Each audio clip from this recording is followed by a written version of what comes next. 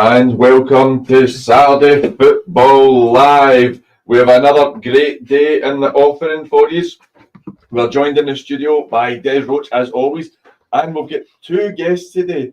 We seem to have a technical issue right off the bat if you're watching on YouTube. We have Martin Fellows, former East Kilbride and St Cadoc's manager, and we're also joined in the studio by former East Kilbride Thistle manager Mark Steele. Des, how are you today? I'm all good, mate. All good. Glad it's a Saturday. That is the best day of the week.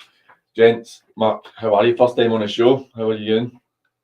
I'm good, thanks. Thanks for hashing us in. You're saving me for cutting the grass, to be honest. Well, that's always a bonus thing. That is a good thing. Bez, second time on the show. You've made a return. You were so last time, so we thought we'd bring you back. I give me a second to last it. The cakes are what brought you back. Yeah. How you doing, mate? How's things? I'm all good. Thanks for having me on. Really enjoyed it last time. So. Look, my apologies, I never got to chat with you at the Rock and Arthur game the other night.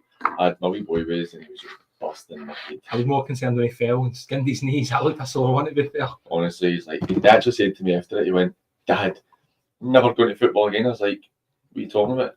He's like, I said, "So you're never going to go and watch Celtic again?" He went, "No, I'm never going to that football again." I was like, "Well, I'll tell the Rock that they need to get cushion loads in for you." But aye, gents, we've got a good week. We've only got 3 weekends left of the season. We've got promotions, we've got relegations, we've got so much drama. We've even got in the playoff for League Two. We're here for Mick Kennedy. Excuse me, we can hear from Mick Kennedy about their second leg tie against Brora Rangers for East Kilbride to get promoted, or get the opportunity to play against. Is it Bonnyrigg? It looking like it's going to be Bonnyrigg. I'll go the last day today. It's got the last day, so we'll even keep an eye on that. I'm kicking my McDonald's bag about here as well. So we'll have the usual routine. Steve, I know you're an avid listener, so you'll know the score. We'll go through PG versus the pundits. We will go through the featured fixtures, listen to some of the managers, and then we'll just get a general chat about when the games are kicking off and what's happening. And I think for a change, we have no talk about league reconstruction this week. Well, we might talk about it a wee bit, but we have nothing new to bring on it, which is nice because it's boring. It feels like it's boring. Well, we got it right when we spoke about it. We said it had to be 26, 27. There was absolutely no way we could bring it in for this year. It's, what do we say? What starts on day one has to be the exact same as at the day end. Teams need to know what they're playing for, need to know what's at stake. So, still at the SFA, I mean, they bring in VAR in October, 10 games in, and totally flips it around. So at least this time we're maybe seeing a wee bit of common sense. I think that we're only seeing common sense because it was kiboshed by the Lower League and then they had no time to get it through. But enough of that. We will look at our featured fixtures today. I've been so ill prepared today, I won't lie to you. I have not even written them down. Normally I have them on my book. I was saying to the guys that I had my first night out in 5 months last night. I had a McDonald's in the studio. It's been a tough morning for me, but we'll get there. So let me get to my book and see how much these are going to beat me by this week, since I've only won 1 in 19, I think. So let's 1 in 18. Sorry, I'm doing myself a disservice. So we have this week. We're going to have our first game will be East Kilbride and Brora. Second game is Shotts and Benb. Third game is Koburni and Gartcairn. Fourth game, second division is Glen K. Did I say Gartcairn? I always say that. I need to stop saying that. Fourth game is in the second division, which I won't lie, I don't even remember what the game is. I know Muirkirk are playing. Mirup in the go. There we go. Les Mehigo and Muirkirk, beautiful. And then we have a big one for me in the third division, Ardier and Thieves. And then in the fourth division, we're going for Rossville and Kell. You gents can start this week.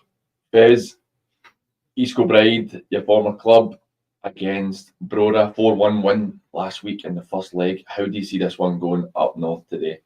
East Kilbride for me. Nice and easy. Watched the game last Saturday and they were by far the better team, even with 10 men for most of the second half. So, did you go to the game? Yeah. How was it? Yeah, it was. East Kilbride were good.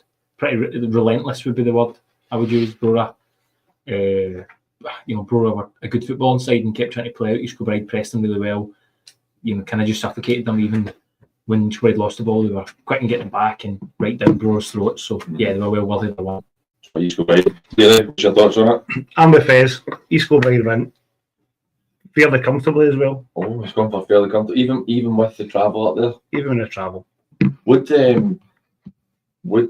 East Kilbride have stayed up there, do you think, last Yeah, night? they went They yesterday. did, I saw that. There's no way they're only going to be throwing the cash about to get a nice hotel. Or do you think Mick got the boys into a Premier Inn and him and Si went to a nice spa or something? You're looking So I think I'm only laughing because I know they were up in Dornoch and I was talking to some of the guys she's Kilbride during the week, and I know if they, I'm sure he'll not mind me saying I'll laugh, but if the owner could have had them up on the day, I'm sure he would have. But I know Mick and Si with the press that got to do it right, so I'm glad they did. I think for what it means for the club. Absolutely. Des, your views on this one? Yeah, street sweep. I don't really think there's too much doubt in it. I think East Kilbride have got too much quality. They've went too far, and the preparation's been really good for it. So yeah, street sweep. East Kilbride win. I'm going to join you on that. I don't know how convincing it will be, but I think that they will get a win. I think the travel up there, and I don't imagine how's the travelling support for East Kilbride generally for your time? How do you? I think it's grown year to year. Certainly, some of the games I've been to, even recently, just having been in between jobs and jumping about games. I've been to a few Kilbride games and went to the cup final. And the travelling support's been good. You know, I went to the game at Broadwood, and they're now carrying a good wee support. Obviously, it's difficult. We've got to say a 5-hour journey up to Brora, but I know there was a couple of. I know there was a supporters bus travelling up today, and I know the owners and committee and stuff like that were all going up this morning as well. So I'd imagine they'll have as good a support as you could imagine up in Brora. So, and I think the result this last week probably helps that, makes it an easier journey. I was actually talking to somebody yesterday at my work who was from East Kilbride. I think his sons play for East Kilbride, the youth clubs, and was saying similar to yourself, they were impressive last week and it was a good win for them. So my turn on prediction shots in Benb. Before Wednesday night, I would have been comfortable in saying shots, and then the Bens go and get a good victory against Johnson Borough. But to be fair, it seems like the Borough are in a bit of a dip just now, and shots comfortably beat them as well recently. I am going to go for shots today. I just think that at home they'll have enough to edge it out and be very close to keeping themselves in the Premier League. Des, how do you see it going? I might take a draw in that game. I think there's very little between the two teams. A game like that can mean so much, and both teams will be, I don't want to say nervous, but they'll be trying not to lose the game. And I think sometimes that can make for exactly what you think it's going to, and I think it'll be a draw. So, what's it in the fence? I've got on the railway, Davey and John as well. So I don't want any of them text me tonight. Look, I spent years doing this with Dak, and he sat in the fence all the time. In the studio, we don't do fence sitting unless it benefits me. But you're going for a draw, right? Steely, what do you think? Shots win. Excellent. That's what I like to hear. I've got a soft spot for shots. John McCune, he was good. When I was at East Kilbride Thistle for us, there's a couple of young boys in there who Fez and I both know. So I kind of keep half an eye on how they're developing, progressing. The boy DeMarco and Sexton who are in there. They've got a wee bit of momentum just now, shots. And I think they're going to stay up, to be honest with you. Des?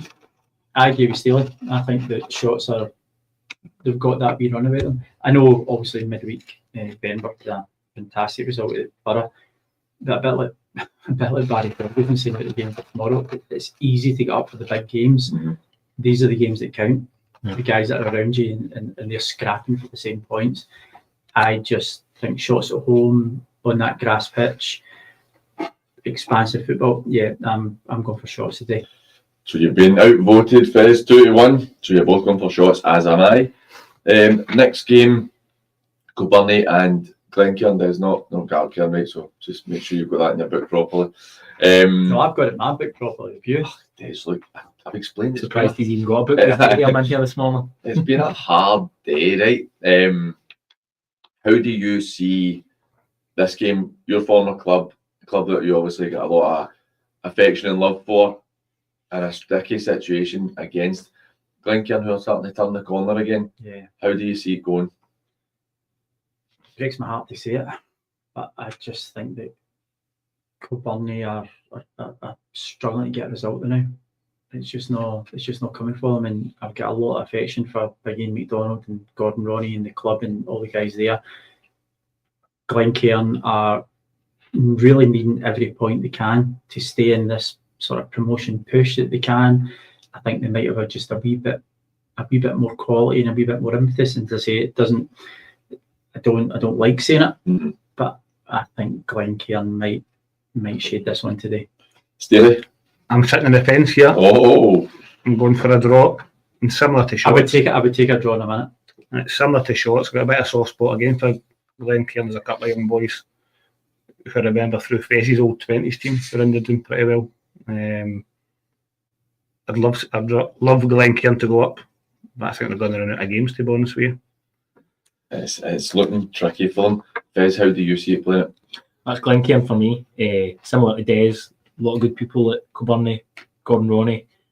You know, it's a good club. The pitch is always in immaculate condition. I always love going down to see games at Koburni, but you know, I've got a lot of good relationships with people at Glen K and Billy Ogilvie, a mutual friend, and Mark McBride. Des, I was talking to him yesterday, and Brady was your captain when you were at Koburni. Yeah, I used to come down and watch him in some of the games down there, and I just think Glen K at the moment, with their 2 games in hand with Renfrew, they'll be focused. They know what's required today, and I just think they'll go down there. The pitch will suit them, the conditions will suit them, and I really can't see it them. I'm going to go with Glen K as well. So by the way, it should be a tough one for Brady as well, because when Martin and I were at Koburni, Brady really bought into it, and he did. The club bought into him as well. It was a wee spell as interim manager down there as well, didn't he? Yeah. I went there and helped him for a couple of games actually when he was down there. So he always speaks really highly of Gordon and the club down there. So it'll be a difficult one for him. So but I think Glen K, as Steely said, there's quite a lot of players that we worked with there from East Kilbride over the years, just because of the relationship with Billy Ogilvie. But I think Glen K have to win today to set up for the last 2 games.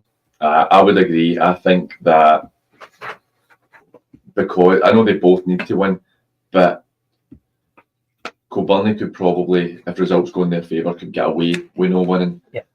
Whereas Glen K have to win. They need to go and get the 3 points if they want to be serious. Because for me, and we will come back to it, but the league's basically done in terms of who's going to win it for me. Yeah.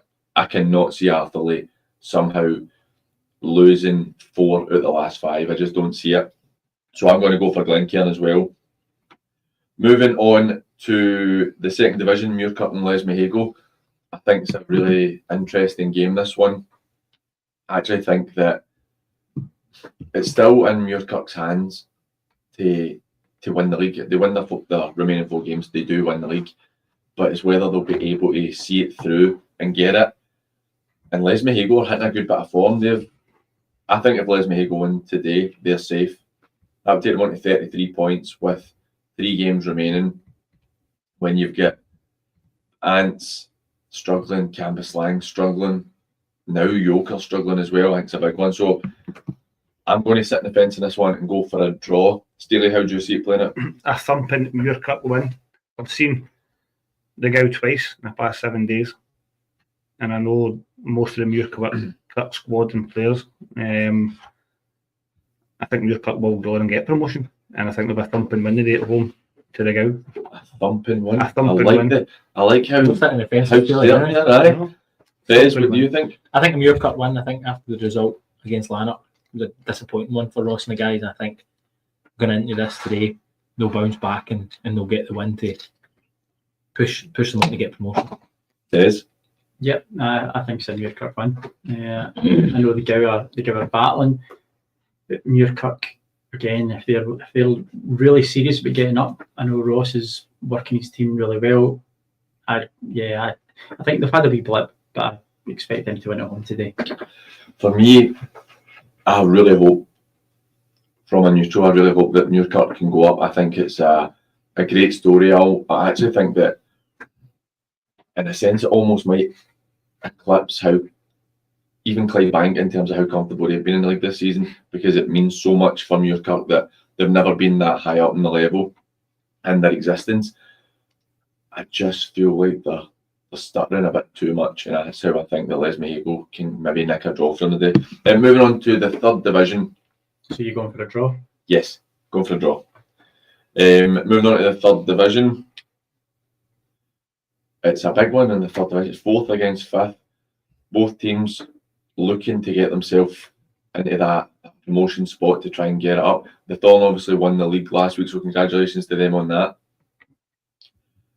Kilsyth look like they've got that second spot wrapped up for me if they're just in such good form. Des, how do you see this playing out with Ardier and Thieves today?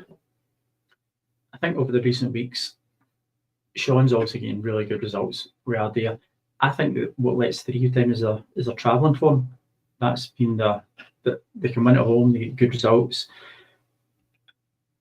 Again, Ardier, look at the size of the park down there. It's absolutely huge. I think that going by last week, what was the score last week? They were beaten by Glasgow Uni. Beaten by Glasgow Uni. After being 2 up. I just think that Ardier will have enough. I think they'll have enough in the tank to get through it. Sean will be all over the boys. Thieves, 4-2 defeat away from home. I just don't think the travelling form takes it with them. Vez, how do you see it going? I think a draw. I think both teams, there's not much between the two teams. As Des said, the form of both teams. I just think this will be a typical kind of end of season affair. And he's right, Thieves don't tend to travel as well as they do at home. It's a cracking ground. Meadow Park, to be fair, I remember going there quite a lot when they were in the Lowland League. And they've always been strong at home. So I think away they'll go away and get a decent point today. So Steely? I think he's just read my notes. I'm just impressed he's got notes, and I've actually got my glasses on, so I'm just struggling. I fancy Thieves to get a good away point. I think that'll be a draw down there today. Right, so Des, you've been trumped on this one for a draw. I like that there's a wee bit of contention between the threes, and you can start blaming each other later on the show. I was going to say when I win, but I never win. So I was about to say, your record on it. I'm definitely a relegation candidate. I actually think Ardier had a good win away last week. Beat Perthshire away. 6-0 comfortably. Mm-hmm. I know, and actually I'm struggling with this one. A part of me wants to say Thieves because Ardier, even though they good win last week, they lost to Kilsyth, then they lost to Greenock as well. And I'm wondering, is their form good enough against the teams about them that they need to go and beat? So for that, I'm just going to apologise to Sean, but I'm going to put my neck in the line and say Thieves win today. So moving on to our final game in the 4th division, Rossville and Kell. Kell win for me. I think that Kell will get the momentum. The fight looks like it's left Rossville at the moment, and it pains me to say, obviously with Josh being a mate, but I think that it's just they've lost too many games, dropped too many points. I think that it's just a bridge too far for them. Kell still have something to play for as well, where they're really in the hunt to get that final promotion spot in the 4th division. Rossville are 8 points behind. So technically if Rossville beat them in the 2 games, they still have a chance potentially to go up, but I think it's too much for them. Steely, how do you see it go? Josh will be hurting. Massively hurting. He puts a lot into it. I'm actually going to take Rossville for a win today. Okay. They'll be looking for a reaction on the 4G. I think Rossville will pass them off the park. Fair enough. That's my prediction. Bez? As much as it pains me to say it, with Josh, I fancy Kell today. I think just with that sitting in 3rd place and so desperate to stay in the hunt for promotion and get over the line, I think they'll have enough to get a win and really keep themselves in the hunt to go up. Des?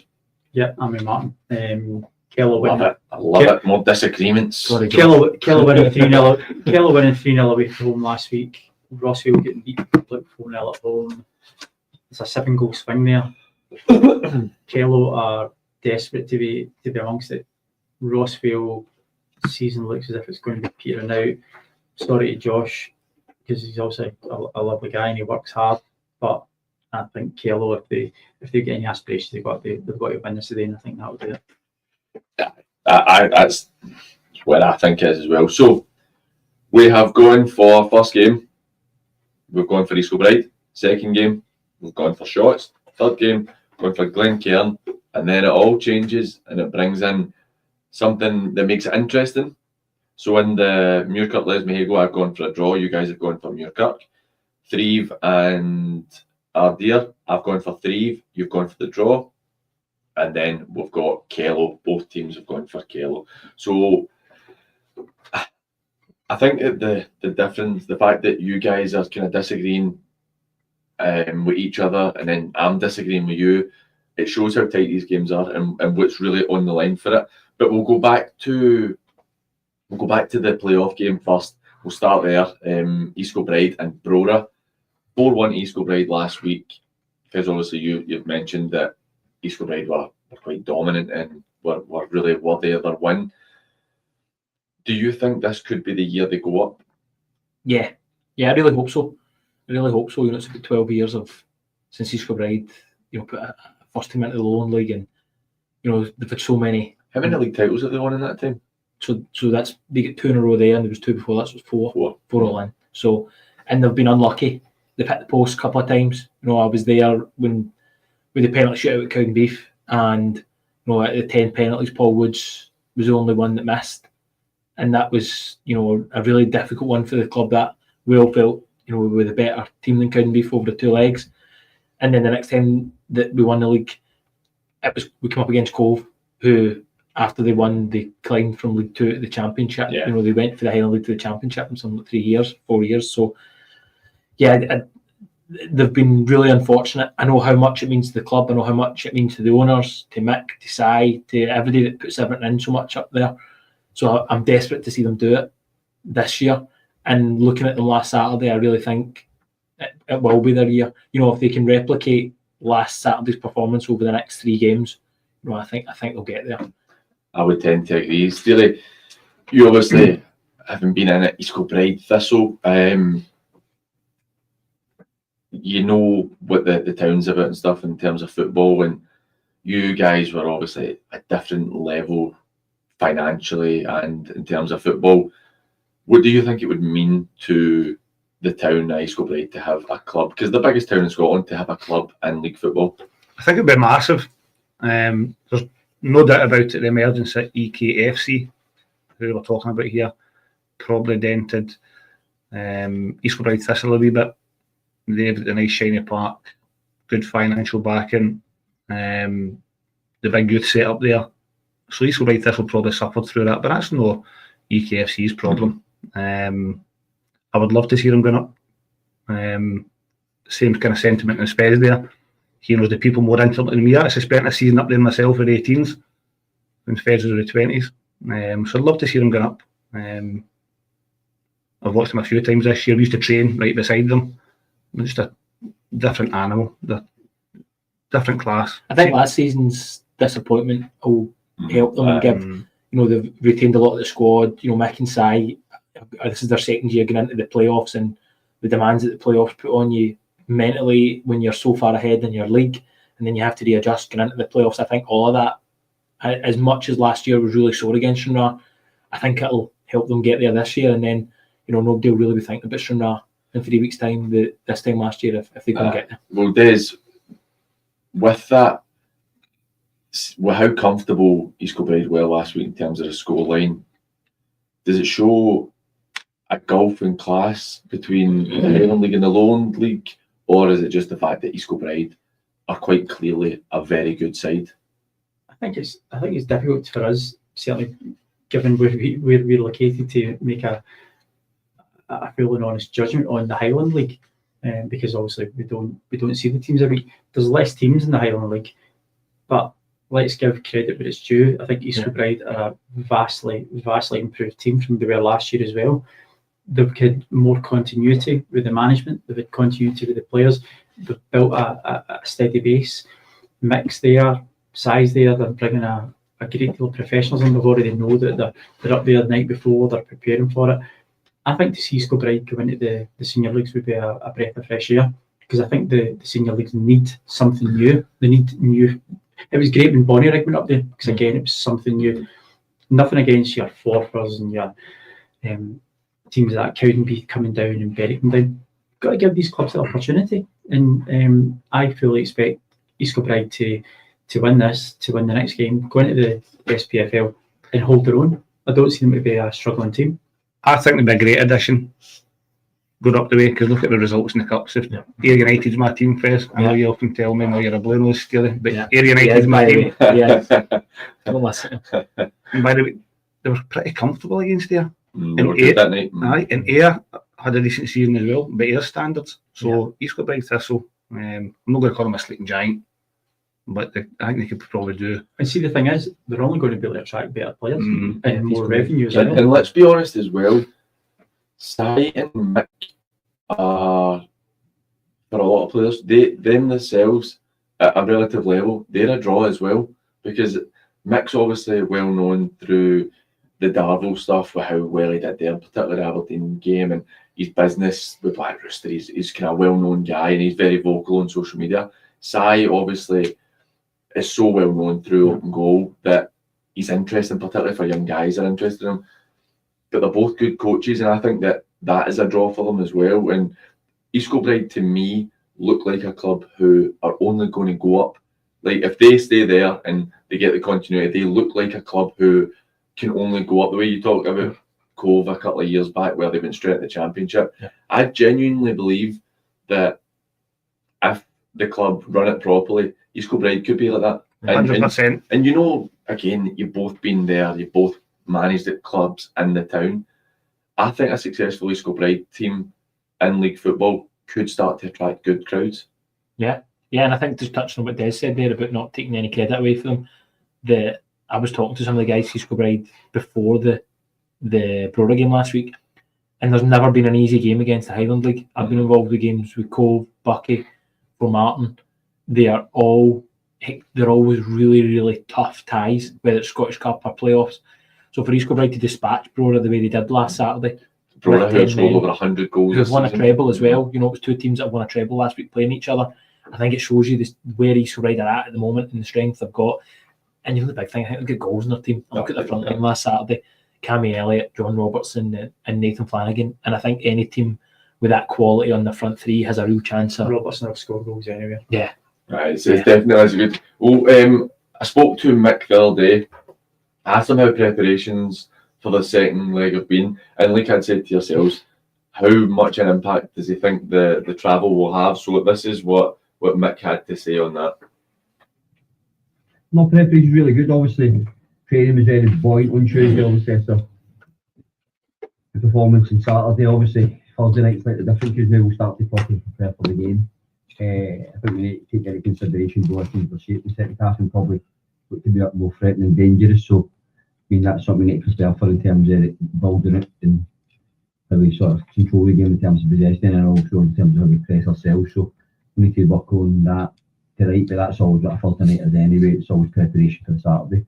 So there's a lot of time on the training ground preparing for that. So I think everyone who knows us well enough now knows that there's no dangers getting there and trying to sit in and try to protect the lead. We've got to be on try and win the game. And if we can get a goal, then obviously the dynamic changes again, then it becomes even more difficult. So, but as I said, well, certainly not going to be complacent. There's nobody's believing within the club or the group or anything like that we're into the next round or anything like that. So it's just important to prepare properly, go up there and put in a strong professional performance, and hopefully we can come away with a positive result and get us at the next round. I think what he says there won't be any complacency, and that's the key factor. You three have all sat in dugouts, and you've probably been involved in cup ties or games where it's looking like 4-1 first leg, the tie's over, but all it takes is Brora score in the first couple of minutes. Their crowd get a lift it, their players get a lift it. East Kilbride start to maybe sit off and think, we're under a bit of pressure. Theory, how important do you think that is that the players are just switched on right from the start? Because Brora surely got to come and go for it right away. I think East Kilbride, they're too experienced, and I know you're talking about it can happen at any level, but I think they've got too much experience there. And that's coming from Mick and Sai and the staff through the players, get too much experience for them to have a wobble. If they're to go and lose an early goal, I don't think panic would set in. You maybe find that lower down the level when there's less experience, but for them, I don't think they would panic if they were to have a wee setback early doors. No, I definitely agree. But look, we are going to take a quick break. Half an hour's absolutely flown in already. I love when it flies in. It's always a good sign that the day is going to be good. So we will be back after a break. We'll continue to go through our featured fixtures. We'll move on to the massive game with Shots in Benb. Remember, if you want to get in touch with us, you can get us on WhatsApp at 073 96 717 412. That's 073 96 717 412. Or you can get us on Sat Football Live on X and Instagram. Or if you're watching on YouTube, any questions you want to ask us, just head into the comments on the live and ask us any questions you want to. We'll be right back.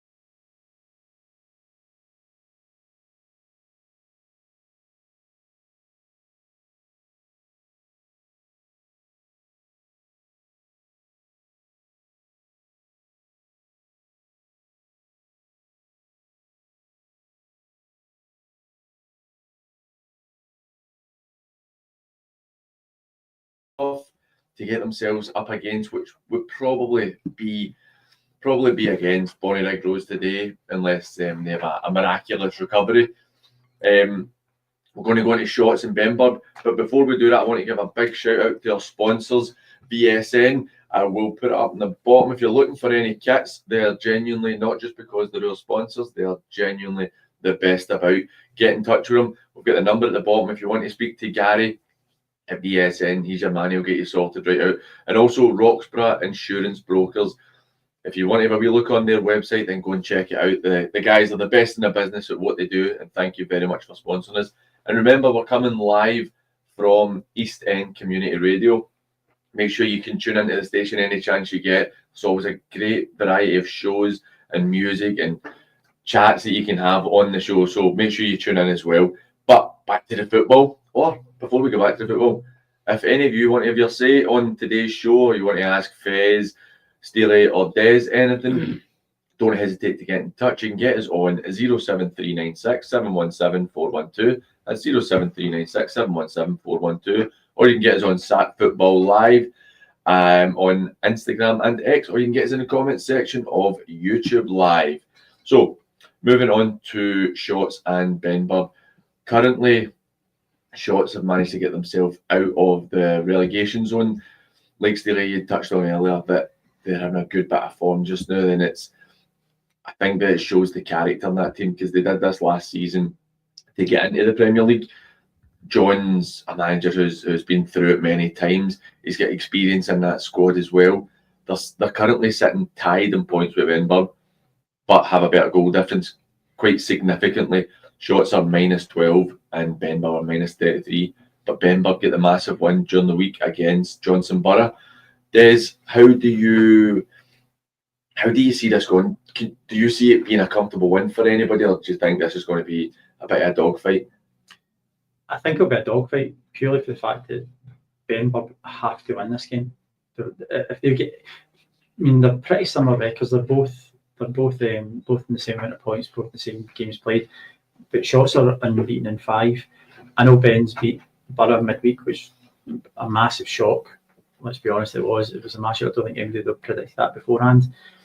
But I just think that Benb haven't shown enough over the season, they might get a good result. But they can go away and they can beat Pollock, which they perennially They do. seem to do quite regularly. Yeah. They go and beat Johnson Borough, but they're not beating the teams around them. And that's the bit that doesn't give me heart for this today. I think that, say, Shotts going away last week, drawn 1 each way, Hurlford beating Borough 4-0 at home, drawn with Troon, who are second in the league. They're getting the results against the big teams, and they're getting it consistently. Mhm. Benb just seem to do it as one-offs. I just think the Shotts have got too much. Well, the thing you're looking at, I think two of the Ben's 5 wins have been Pollock this season. Yeah. So they've only won 3 games Out back. against the other 14 teams, and that for me is quite concerning. You mentioned teams about them. They lost to Darvel only last week. They've beaten Pollock a couple weeks ago. They're quite heavily beaten by Clydebank, beaten by Troon, quite heavily beaten by Drumchapel. Get a draw with Glenafton, heavily beaten by the Talbot, heavily beaten by Largs. It's really no great viewing for them, Fez. What's your take on them? Because obviously you've come up against both sides this season. What's your take on both of these teams? Difficult one. So much time for both clubs. You know, the Ben's obviously we ground shared, and the Loverans in our 2 years at St Cadoc's were, you know, huge for us, and the support they gave us in terms of making us feel at home. And I think I said that to you before, PG. It was as much as we ground shared. You know, we didn't feel like we were staying in somebody else's house. You know, Frank was brilliant with us over the 2 years. So, and I know how much it means to the Loverans for them to stay in the Premier Division. Frank said since day one over the last 2 years that it's just about staying in this league, it's just about staying in the league. So I would be really disappointed to see them come down. Shotts, similarly, know John really well, and I had quite a few of the young boys that are there at East Kilbride, Joe Sexton and Rico DeMarco and Fraser Anderson. And I know how hard they fought to get into that division. I know how hard they've fought since day one to make sure they were going to stay in it. So it's a really difficult one. I think both teams have different qualities. I watched Shotts against the Borough a few weeks ago, and they were, second half in particular, they were excellent, really, really good, really organised as you'd expect. They play their home pitch really well, and I think that could be potentially a deciding factor today. That, you know, they pick up some of the points they pick up at home. I think everybody can see they maybe wouldn't pick them up away. So their set piece threat, long throws, you know, in that game against the Borough, I think there was 3 goals for set pieces for Shotts. So they really carry a threat in that department. What will help Benb and that is they've added Alan Lithgow to their team recently, just before the deadline. And from the set piece threats, Alan will give the Bens that a lot of experience. And a really good attacker of aerial balls, and you know, captain teams in the Premier League, the Scottish Premier League, that is, you know. So yeah, I think that'll be a really tight affair. I'd love a permutation where 2 of them stay up. I can't see it at this stage now. So yeah, I think it'll be a really tight game. I actually wouldn't be surprised if it was a 0-0 or a 1 each or something like that, where both teams know how much, you know, if they lose, what an effect it can have in their season. And it's always difficult when your seasons kind of come down to almost these one-off games, and I think that's what it's going to be today for either team. I think that you're completely right when it's going to be one of these 2 will go down, because I think you're looking at the Premier League. Gartcairn can only get a maximum of 23 points, so they're pretty much relegated. I mean, it's almost officially done. If Shotts or Benb win today, then it is done for Gartcairn. But I suppose it's different for McStakes. Obviously, I was talking to him the other night at the St Rochs and Athlete game, and they know the situation, they know where they are, but because they didn't put the club in that situation, they've got the benefit that they 100% will be there next year. I think looking at Darvel as well, I struggle to see how Darvel are going to be able to get themselves like this. I think that it's just too little too late for them. They're sitting with 18 points with 3 games left, so potentially 27 points. If they win the 3 games, I think they probably could stay up. Yep. But they've only won 5 at the first 27, so winning 3 games after that daily is going to be difficult. Listen, I like an underdog story. You support United, so of course you do. But Shotts are my underdog story. I think Shotts win today, which kills it off for Gartcairn. And I'm backing Shotts to stay up. I think they'll do it. See, if I had to put my money on it, Des, I'll come to you as well with this. if I had to put my money on it, I think the bottom three just now is they're going to be the bottom three at the end of the season. Yeah, I would agree. I said that last week, that I thought that Shotts would have enough to keep themselves out of that race. And unfortunately, Glen K and everything was their points deduction, but their form still reflects where they are. The league doesn't lie. Darvel or Mick's got them coming late with so a bit like Grand National until you get somebody on the outside trying to a late run at it. I don't think it'll ultimately be enough. It's now down to Shotts and Benb, and I think Shotts have maybe just got a wee bit too much. I understand what Martin was saying, it's maybe going to be a really tight game. I think the signing of Alan Lithgow is massive for Benb. He's massive in defence, and he's also massive going forward as well. He's got an extraordinary throw in. We struggled to get him to use his throw in over the 2 years. Yeah, just the way the games pan out and his latter years getting him up the top end of the pitch, and then we've always got to get him back. So and he sometimes at the bench didn't get as good a run. His throws were always really flat when he played with Livingston. He had that run up, it's a really flat throw. So and I think, look, not taking away anything for Clydebank, and I think if there was a manager of the year, Moff would get it in terms of the outstanding season they've had. But if John McEwen keeps Shotts on record in that Premier Division, I think it's just testament to the job he's done there. It would be absolutely fantastic for him. So I would tend to agree. Spoke to John and asked him how the players are dealing with the pressure, trying to remain in the league. So this is what John had to say on it.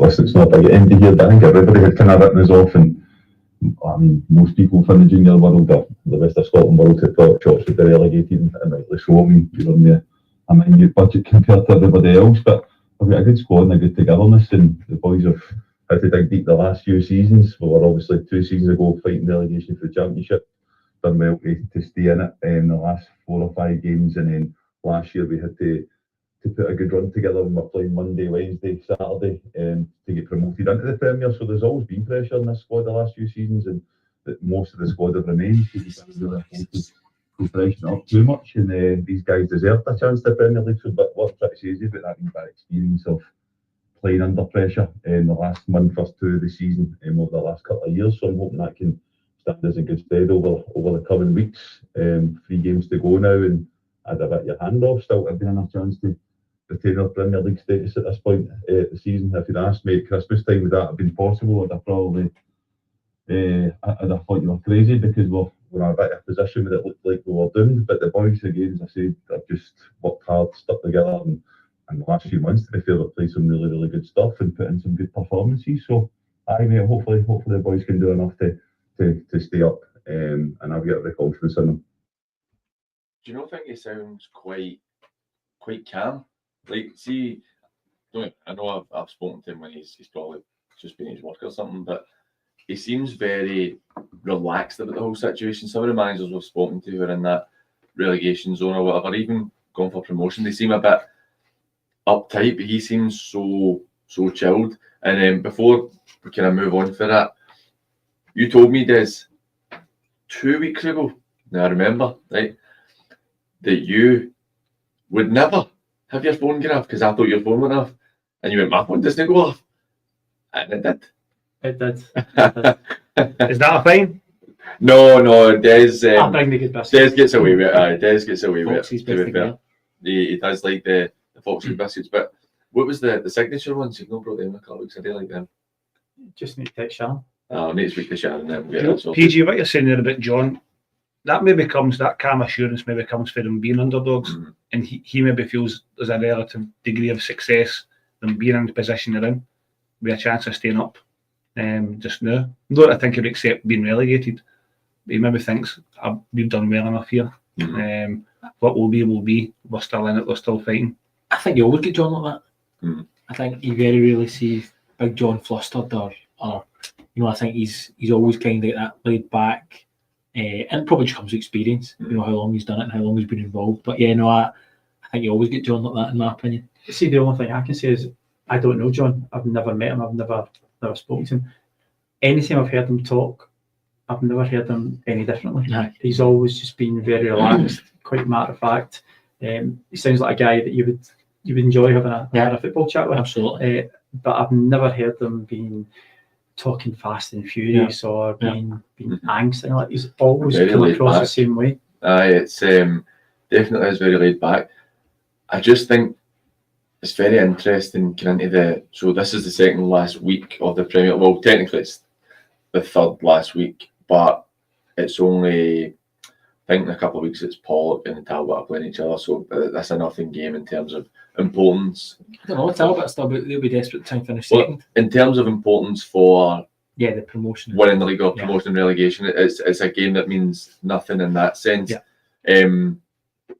By the way, did any see, I don't know how close you look at it, I think I might have said to you, that the comment I got on Twitter after the Talbot won the cup last week.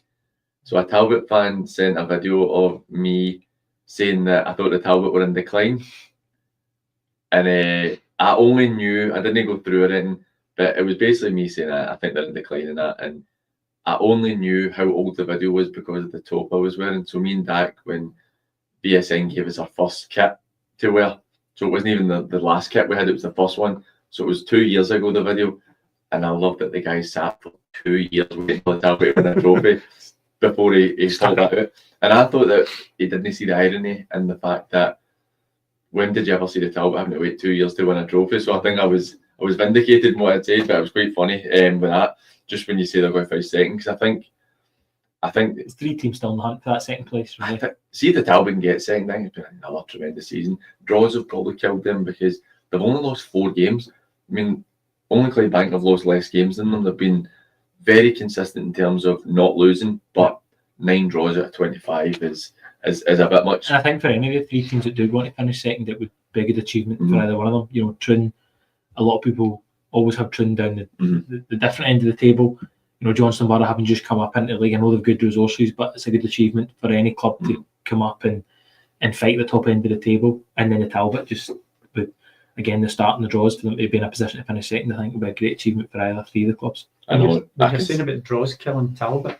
The draws are killing shots. I know, Shots 10 draws. 10 draws. Can you imagine, see if you take 3 draws into a win, I know, they're safe. they're comfortable. I know, and that is the thing though, because you look at they've lost, is it 30, I'm not going up from me, 13 games they've lost. 1-4, drawn 10, lost 13. So 13 games they've lost. And they've not got the worst goal That- difference either. That's probably comparable to sitting maybe 10th or 11th in terms of the league with defeats because of how tight the league is. But yet they're sitting at the bottom end of the table, potentially looking at getting relegated, and you've lost less than half your games, which I think in a league, if you lose less than half your games, you should be in a good position in terms of not being relegated. We're going to move on to our featured fixture in the first division, which we touched on earlier. Koburni and Glen K. I think that this is quite an interesting one for the impact it has on both ends of the table. And Koburni are sitting in 11th place, where you would think that's probably going to keep them safe. But 14th place Mabel, obviously Blantyre and Ashfield both relegated, but Mabel, Rob Roy, the Meda, Koburni, I actually think to an extent Ardrossan are probably pulled back into that as well, that relegation zone, where they're only 5 points clear of Mabel in the relegation zone, and they could get sucked into it. Koburni, for a club still at that size, is that acceptable? I don't know. You can speak about budgets.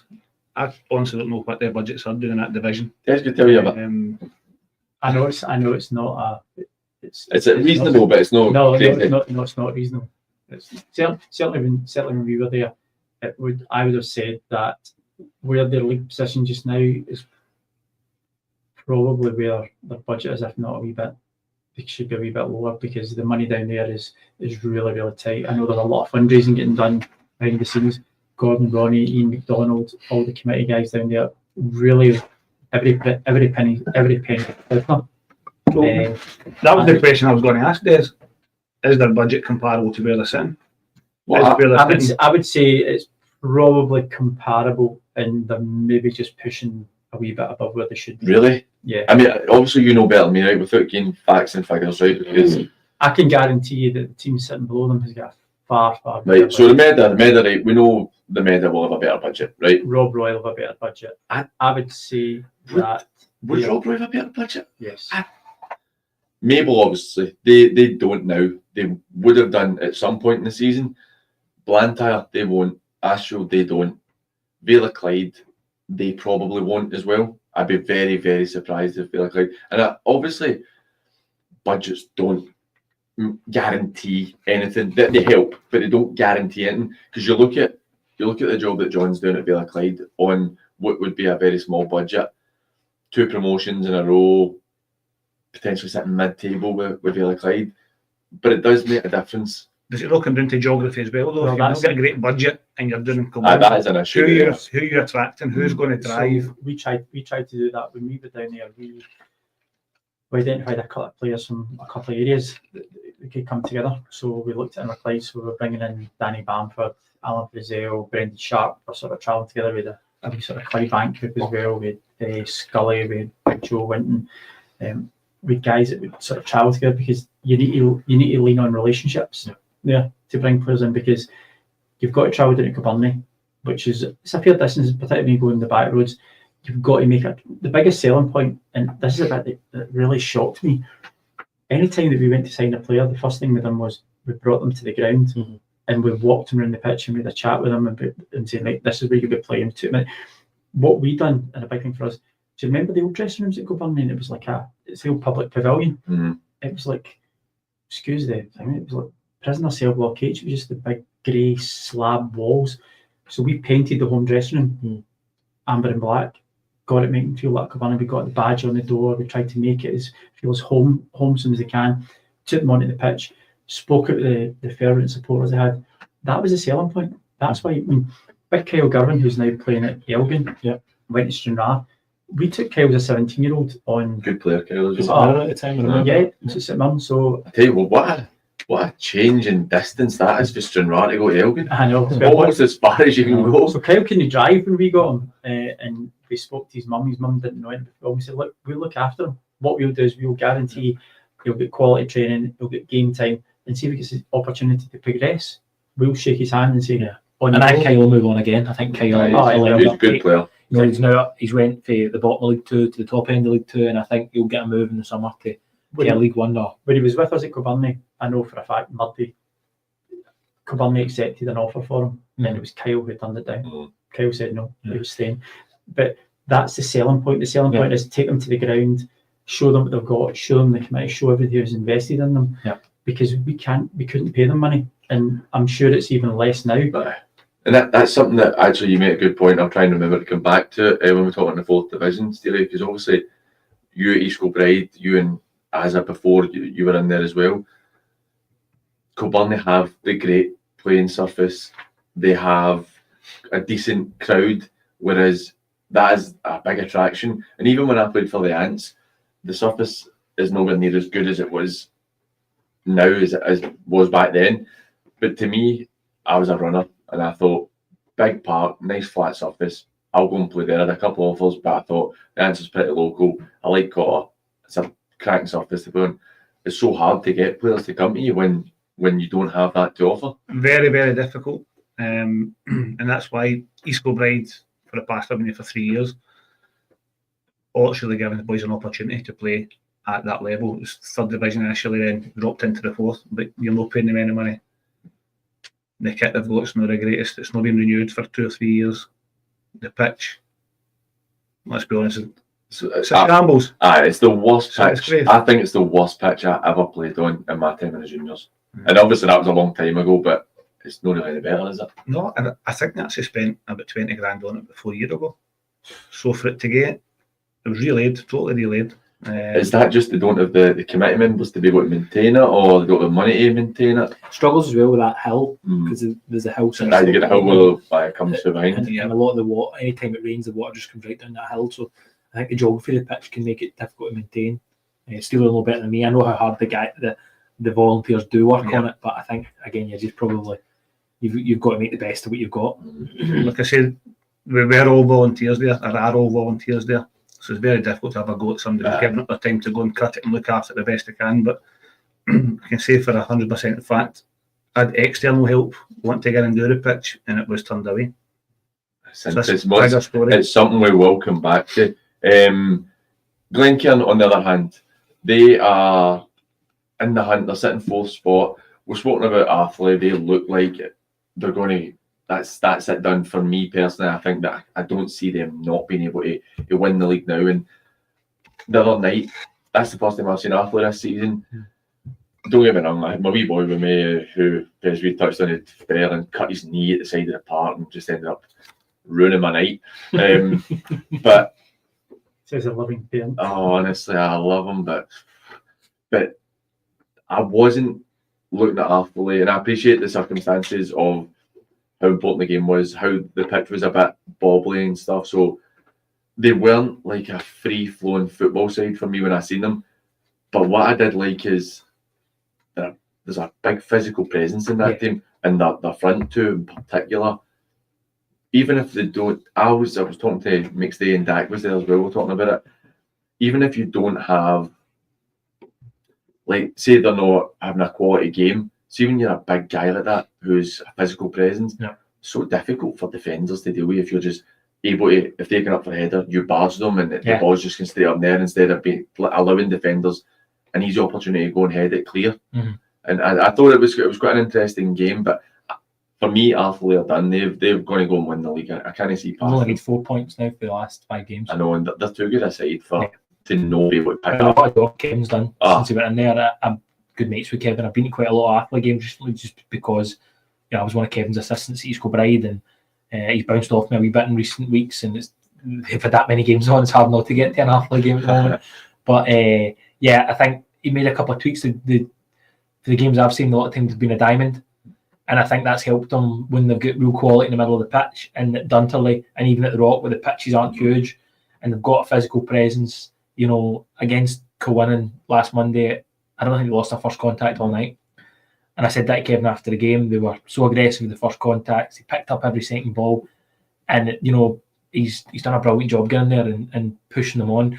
Albeit Colin had done a great job as well in assembling that squad. I think Kevin's touched on that quite a few times, but I think, as you say, I think they're now touching distance to win the league. So delighted for them. Haven't seen them the other night, and like I said, I didn't watch as closely. But having seen them, I can understand why they've beaten Premier League teams as well, because of the type of team there and the attributes they have. With Glen K, they had a really good win last week against Rob Roy. Then they had a good win the week before against Thornleywood. They lost the two before that with Villa Clyde and Renfrew, but they 2 wins back to back against tough opposition who get different things to play for. Do you think that's them starting to turn the corner and maybe just showing enough quality to possibly go and get themselves one of those 2 spots remaining? I think they have got the quality. It's really in their own hands now. They've got 3 games to go. Athletes out. They've won the league. They're not going to pick up the points. With my Renfrew hat on, I hope Glen K don't. I think it's going to come down to between Renfrew and Glen K for the promotion, but I think Koburni will get it. I think Koburni will go through. Do you know what? I'm not so sure. I think that the game today's massive. If they lose the Rock and they've got the Rock again. So the biggest result for me today would be Koburni to win for my heart being there, but also because that then impacts upon Renfrew and gives us the impetus for it. But I think the layoff that Renfrew got before the Pearse Hill game, I don't think that's doing us any favours. I know Jimmy said last week it's going to give guys a wee bit of time to rest and recuperate, but I think we're in a good run of form the way that Renfrew have. You've got to capitalise on that. You want the next game. The players may be tired, but when you know you've got 1 game left to potentially go up, the tiredness is out the window. That game will get you through it. I don't know. I just think it's a. I think they'll have a big say. Yeah. The Rock against Koburni, and if Glen K come out of that with 3 points today, they'll drive up the road knowing that it's now 1 game in hand with Renfrew. They play Blantyre on the last day, which they'd like to think should take care of itself. And it was really going to come down to that day where Renfrew will play Pearse Hill and Rutherglen will play Ardrossan, I believe. Yeah. And that would be it's a trickier game, I say, for Renfrew. But I suppose if Ardrossan are right in I think trouble, they're both tricky games. Mm. Yeah, I think they're both tricky games. I was talking to Aidan Ferris in work the other day, and he was really concerned. He's like, no, we need to. And a good goal scorer, Aidan Aidan Ferris. He's scored goals every year since he was 19 at Morton. and there is quality because you look at in that. We're talking about Ardrossan there. Ryan Wilson's there as well, isn't he? Wilson's there at Ardrossan as well. Yeah. Aye, so that's a great front line they've got as well, and it's just, I don't know what the issue is, but it's not really clicking for them. But look, we're going to take another break just as the 2 o'clock games are kicking off. So remember, if you want to get in touch with us, you can get us on WhatsApp at 07396 717 412. That's 07396 717 412. Or you can get us on X and Instagram at SatFootballLive. Or you can get us on the comments section on YouTube. But we will be right back after these.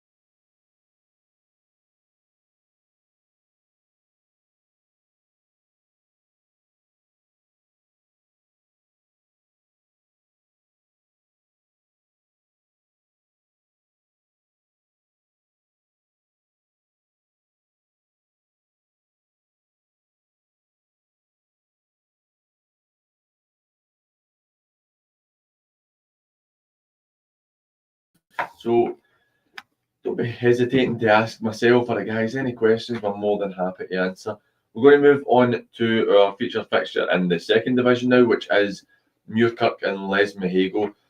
Similar to Koburni and Glen K in the fact that this game could have implications on either end of the table. Les Mahago, I feel, are probably doing enough just to keep themselves out of trouble, and they've had a good wee run of late, which obviously we're really happy with. And I think that they're a team who probably underachieved at this early in the season. They are now, I think it's 7 games without a defeat. A few draws thrown in there, but having a really good run. Muirkirk, on the other hand, Steele, you backed Muirkirk today. Yep. They're just having a blip that's maybe can pass a blip for me now. It's just carrying on a wee touch too long with some of the results. Losing during the week 2-0 to Lanark.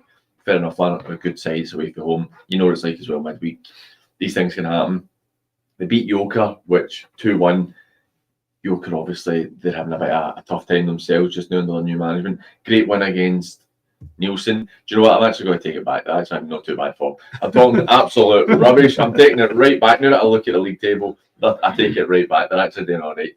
But we've got our first goal of the day. Clydebank have taken the lead against Darvel. Aaron Black scoring against his former club. So, Steely, Muirkirk, how do you see it playing out for them? Because you had said that you think that they will probably go up, or you hope they do. I think they'll go up, and I hope they get up. And it's kind of difficult, not difficult, but I've got a soft spot for Pitlets as well, because that's where I was brought up. Right. Okay. But I know Ross pretty well in it. Muirkirk and most of these players. We've played them a couple of times over the past couple of years in cup competitions and a couple of friendlies, so we know them pretty well. I think Muircuff will pick Butlets for that last promotion place. And I've watched the go twice in the last 7 days. I went to watch them last Saturday.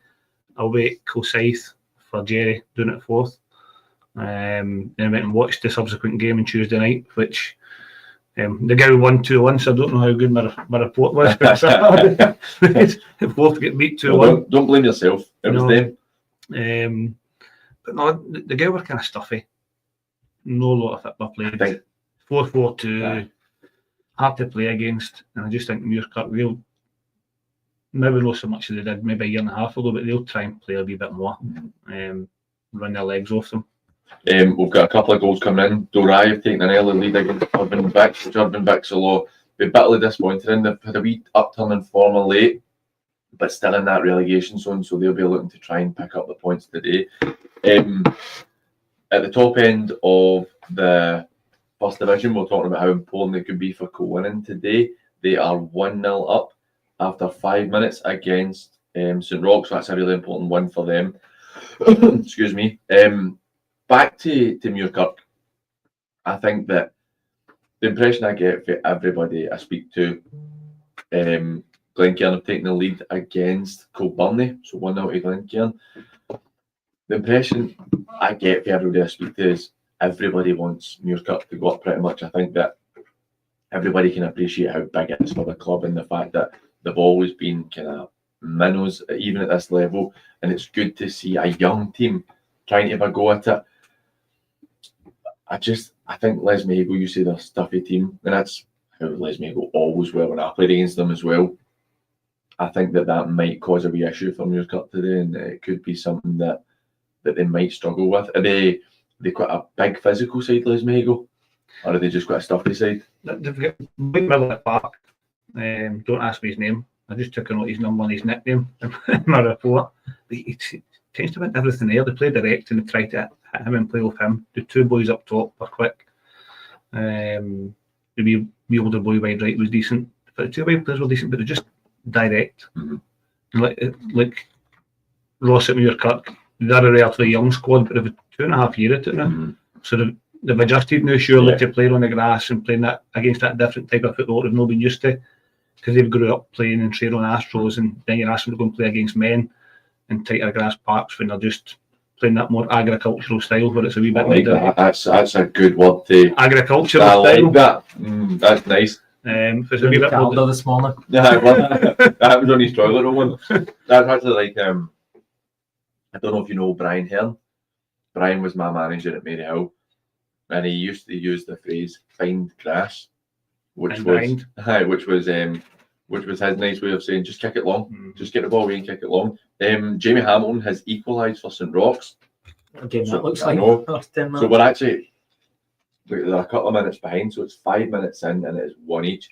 They've just taken the lead against the Talbot, and in that race for second place, Johnson Borough have just taken the lead against Largs. So that gives Johnson Borough that upper hand. That's an interesting one. So bear in mind they've got the second leg of the cup as well. Yeah, it'll be an interesting game. Both teams will be trying not to. Be interesting to see the team lineups in that game. I wonder who's trying to give away what. In terms of, again, because particularly doing this as well, I don't get out to see teams very often anymore. Whereas with a podcast, I used to be able to go out most weeks and watch teams. Because again, it's 2 teams you know. What do you think with Largs? I know we're getting a bit off topic, but what do you think about with Largs? Why do you think that they're so successful in being a disruptor type team for me? That they're very good at going to take points off of pretty much everybody. Yeah, they're good players. I think Andy does talk about them being a disruptor team or well organised, and the job that Arnie's done there is fantastic. But I think they've got good players and they've got good quality, and they've kept that together over a period of time. And the big thing, Steely's wrote it down on his page here. They've got a goal scorer in Wilson, who has consistently now scored goals at this level. Even I know he went to Stenhousemuir and ended up coming back, but he's not had a season where he's been playing there where he's not scored them. I know. So I think that's a big thing for them, and I think consistency is massive. I think any team that gets a runner, keeping a group together and keep the manager in there, and they are a disruptor team in terms of the resources they have, but now with what they're working with in terms of quality, it's pretty high, and they've got a good manager there, and they're adding year on year in it. We've Absolutely. just got a goal coming in the Muirkirk Lismahago game. It is 1-0 to Muirkirk. So good start. That's the beginning of the end for me, since I went for a draw there, and that's we'll probably just mark me down as losing one more time.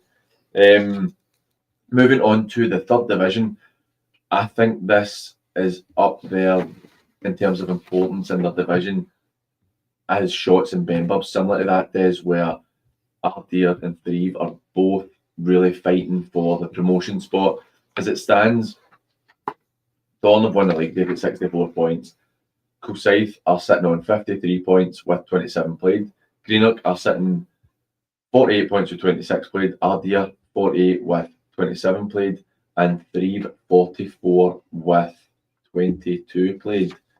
Sorry, I'm looking at that wrong. I hadn't updated it for last week. Thieves are 45 from 24, and Ardier and Greenock are sitting on 51 points each. Des, how do you see it playing out? Because this is, in that division, this is a massive game. Well, the guys, Steely and Fez went for drawing it. I said Ardier. I think what you're looking at both teams. Both teams can score goals, but they both concede a lot of goals, and I can understand that's why they went for the draw. For me, the biggest thing is that I just don't think Thieves travel well enough. And Sean, at this moment in time, if he's wanting to make a play for Ardier to go up in his own stock as well, I just think you can't lose this game, especially when they're such a chasing pack. Yeah, and they're so close. I mean, they're sitting in one. They're sitting in 51. Green are on 51. Thieves, yes, they've got 4 games in hand on them. I don't see Thieves winning their 4 games in hand. This is a pivotal game. But that 4 games in hand with just now is 6 points. But if that becomes 9 points, the 4 games in hand means a lot less than if it becomes 3 points with 4 games in hand. So it's. Well, Ardier did actually win the reverse fixture about 5 or 6 weeks ago, 4-3. So. And they did bad, didn't they? As well? So 4-3 just 5-6 weeks ago. So maybe a wee bit of psychological edge there for them, knowing they went down there and now they're coming back up here. So maybe my draw is maybe the wrong shout. Well, Kilsyth have just taken the lead in that in the third division there, so that puts them a step closer. I think Kilsyth win today gets them promoted, so they are 1-0 up. Affley, after us saying that the league's done, are 1-0 down. And in the game at the bottom end of the first division, Blantyre have just had a man sent off against Rob Roy, so that's definitely going to benefit Rob Roy. In terms of the Ardier and Thieves game for me, I think that Sean, along with the committee and his staff and stuff, deserve a lot of praise because they've really turned that club around in the last few years. I think that they were a club who historically have always been similar to Muirkirk for me. They've always been a team who I even remember coming back quite a way that if you got Ardier, you knew you were winning. That you knew you were winning if you played Ardier. I played with a really poor Maryhill team the first time I was there, and even we gave them a bit of a down when we played them. You know what I mean? It's that was the level they were at. But now you look at what Sean's done there over the last, I think, 3 or 4 years. At such a young age as well, Fez. I mean, we spoke this with yourself. You've been still in your 20s and really young. I think Sean took that job when he was maybe his late 20s, and it's a great job that he's done with such limited resources at such a young age. Yeah, absolutely. It's good to see any young manager that gets the time to go in somewhere and build a club. And I think that's a big thing. I think if you get the opportunity to go in and really work with the club, and even you look, it sounds crazy, but you look at daft things like Ardier's social media output and stuff like that. That's pretty good, yeah. That's good, and it when you've got such thin margins, when you're trying to attract players at that level, when you're trying to convince people to come to you, the pitch is a big thing. It's a good big pitch to play on. You have to find small advantages that attract players to come and play for you. And I think Sean's did that, and it's great to see him doing well. They'll be right in the hunt for that promotion if it gets them into the second division. It'll be a job really well done. Well, you saying that has just given me a topic for us to talk about later. So we'll talk about social media later involving clubs, and I'll be interested to see the points of view for the 3U and what impact it has. We're going to move on to going to listen to Sean actually. I asked Sean, I spoke to him the other day, and I asked him how the squad are feeling with 2 games left and having to win them both to potentially get themselves promoted into the second division. So here's what Sean had to say in it. What I would use excitement. I don't feel like it's pressure. The comparison that we use is last season we were going into the wire, and I really mean this no disrespectful terms whatsoever, but last season we were in a relegation battle at this time of the season. I feel as we're going into the 4th division, which, you know, it's again trying not to sound disrespectful, but I know there's different teams in there for different reasons, but it's, you know, it's basically one step above amateur, so we didn't want the club going down there. This season it's no pressure, it's excitement that we can go and achieve something absolutely huge. But it's good. Everything's positive. The full town's positive, so we're excited. We're looking forward to it. But no, we don't feel pressure. But we're outsiders. We know that as well. And if we do achieve it, it would be absolutely superb and a remarkable achievement for this group of players. I think I like when you hear managers, particularly with the smaller clubs, talk about the impact it has on the town. It's such an important thing, and particularly for me, having played down in Ayrshire, the Ayrshire teams, depending on your geography, you're quite far away from a lot of stuff, and the towns are almost insular and the villages are almost insular, where it's very much a community feel. And that is a big thing, Des, for Ardier and potentially for the town, or for them to get promoted. Absolutely, because no disrespect to Ardier and Saltcoats and stuff in there, they are very remote. So that should be a focal point for the local community to go and watch. You don't want to see the local community jumping in buses coming up to Glasgow and go and watch the big 2. You want to see them get involved. No, I was meaning Renfrew and St Mirren. Ah, right, okay. You want to see them get invested in it. Of course you do. I grew up as a wee boy in Renfrew, and the first thing I done on a Saturday morning was I looked out the back window, and if the flag was up, Renfrew changed it at home. My dad would take me to go and watch it. You go to New Western Park now, you see the kids there. You want the local people down in that area to go and watch the local team. And do you know what? What's the best way to attract them? Start winning games. And that's exactly what they're doing now. Because as you said, look, when you went down there with poor Mary Hill teams, because obviously you were playing for them at the time. That's why they were poor. Actually, playing against Ardier for Mary Hill got me my move to the Talbot. Did it? Alan McCluskey came down to watch, and I think I had arguably the best game of football I've ever had in my life that day. Maybe it was just because Ardier were so bad that looked good. It was such a big part that he could catch. Exactly. We've got a couple of goals coming in. Connor Boyd has equalised for the Talbot, so it's now 1 each. Greenock put on possibly the dullest tweet in the world. 15 minutes gone, no score. Just a very boring tweet. But within 1 minute, Lugar opened the scoring, 1-0 to Lugar. Des, do you know who scored for Lugar? Can you remember his name? Is it one of mine? No, it's just he scores all the time. And is it Vivant? No, I don't know. It's Ewan McIver. Oh, is that the big boy up front? McIver, the one that scores all the time. St Cadoc's have taken the lead against Glenafton, so 1-0 with St Cadoc's there. We're going to move on to the 4th division. Our game for this division is Rossville and Easterhouse. I feel like Kell. I looked at Easterhouse and said Easterhouse. Rossville and Kell, thanks this. I feel if Rossville lose this today, if Kell will win this today, then the 4th division's finished today, because Knightswood, who, just as I mentioned, Knightswood, Des shows me they are 1-0 up, so 1-0 to Knightswood. Port Glasgow not playing today, so that would extend the lead at the top of the table to 6 points with 2 games remaining. If Kell wins, then that's it done for me. Would you agree, or do you think the Easterhouse will be able to somehow manage to turn it around late in the day when they've only got 2 games left? No, I think ultimately Kell will nab that last place. I've actually written down my predictions here for the rest of the season games, and I've got them in third place.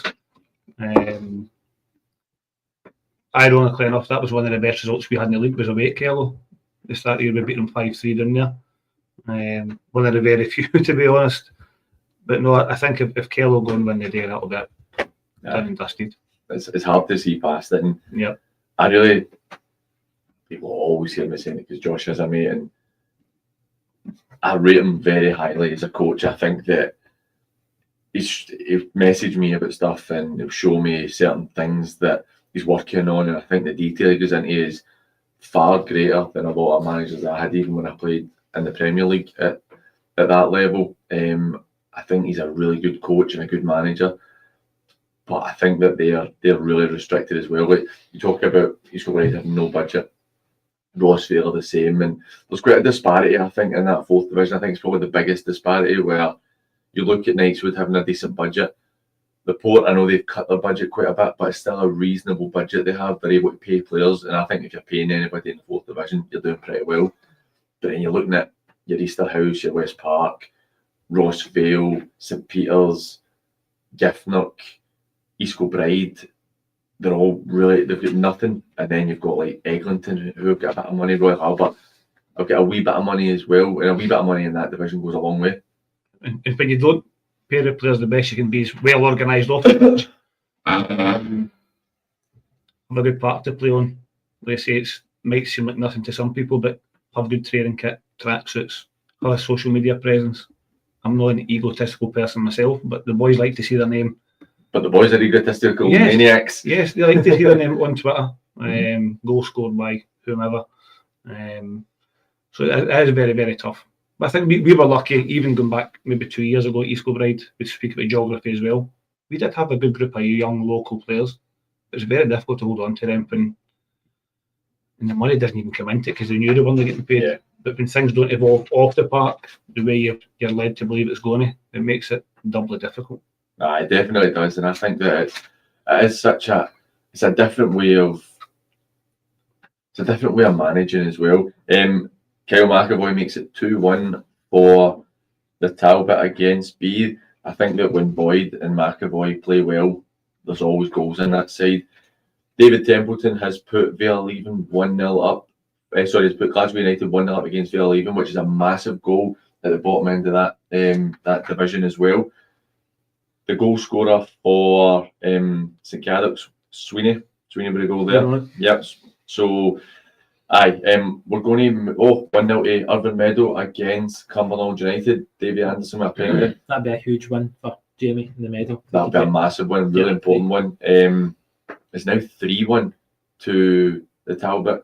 Connor Boyd was second of the game. Mary Hiller a goal down at Coast Rangers, 1-0 at Coast, and Glenvale have gone 1-0 up. It is Connor McKenzie with the goal there.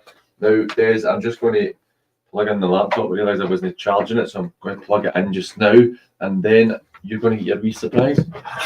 So I hope you're ready for it. You better not be asking referee questions here. No, you're kidding, Des. That was quite an interesting one, actually, Des. We've not talked about it since we've seen each other.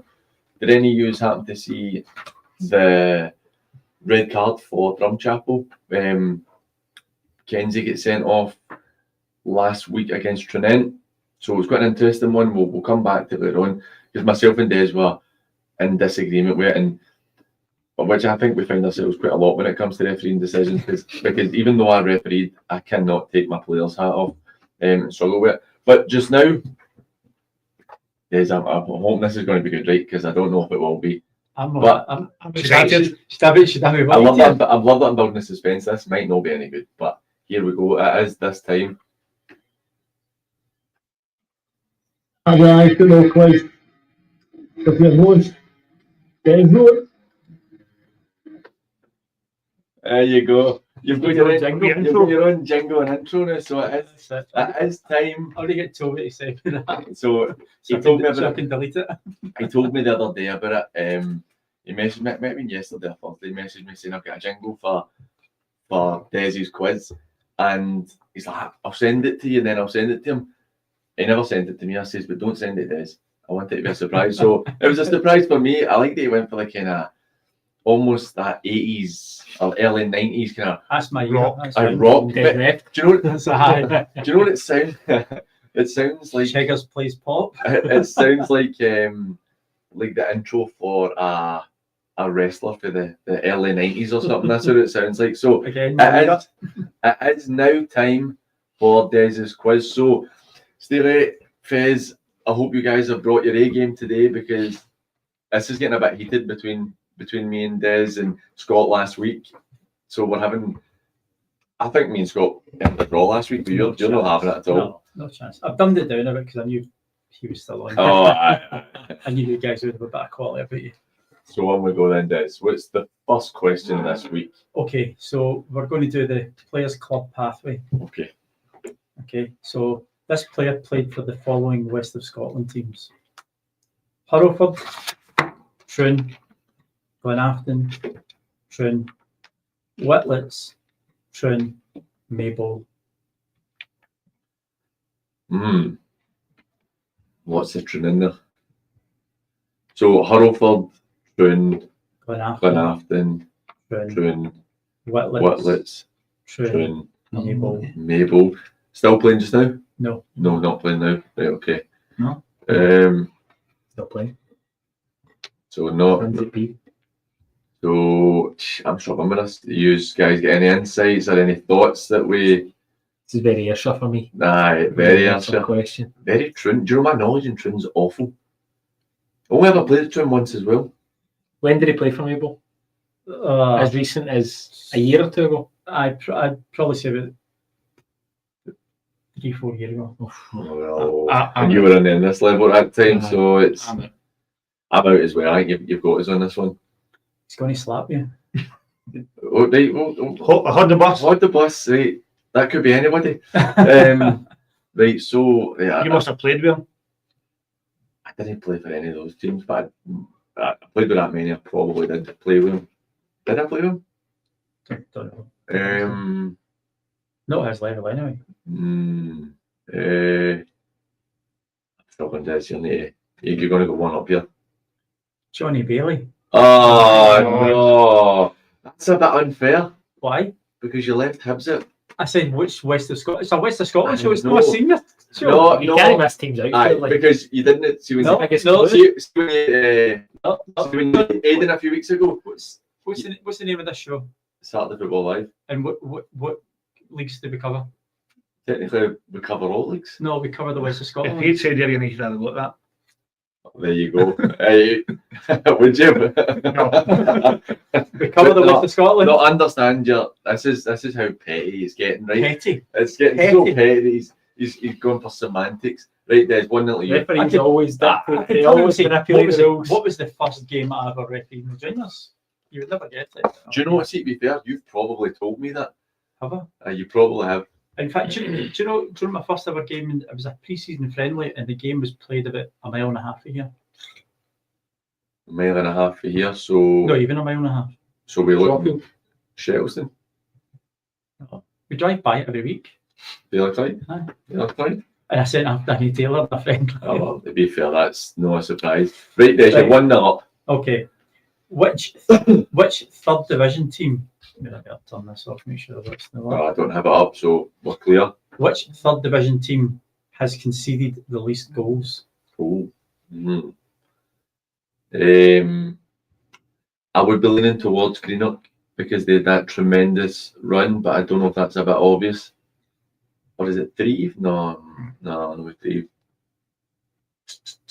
We get any thoughts? No. No. I No. thought Des could be. Ardier? Des. That's No. Is it Ardier? Maybe. But Ardier's conceded quite a few goals. Have they? I don't know. Oh, Des, don't start with that. You don't know it. I'm not asking you to tell me. I'm not telling you. I know you're not telling me. I'm going to go with Ardier. Do you know what? We'll go with Ardier. I was going to go with Greenock, but we'll go with Ardier.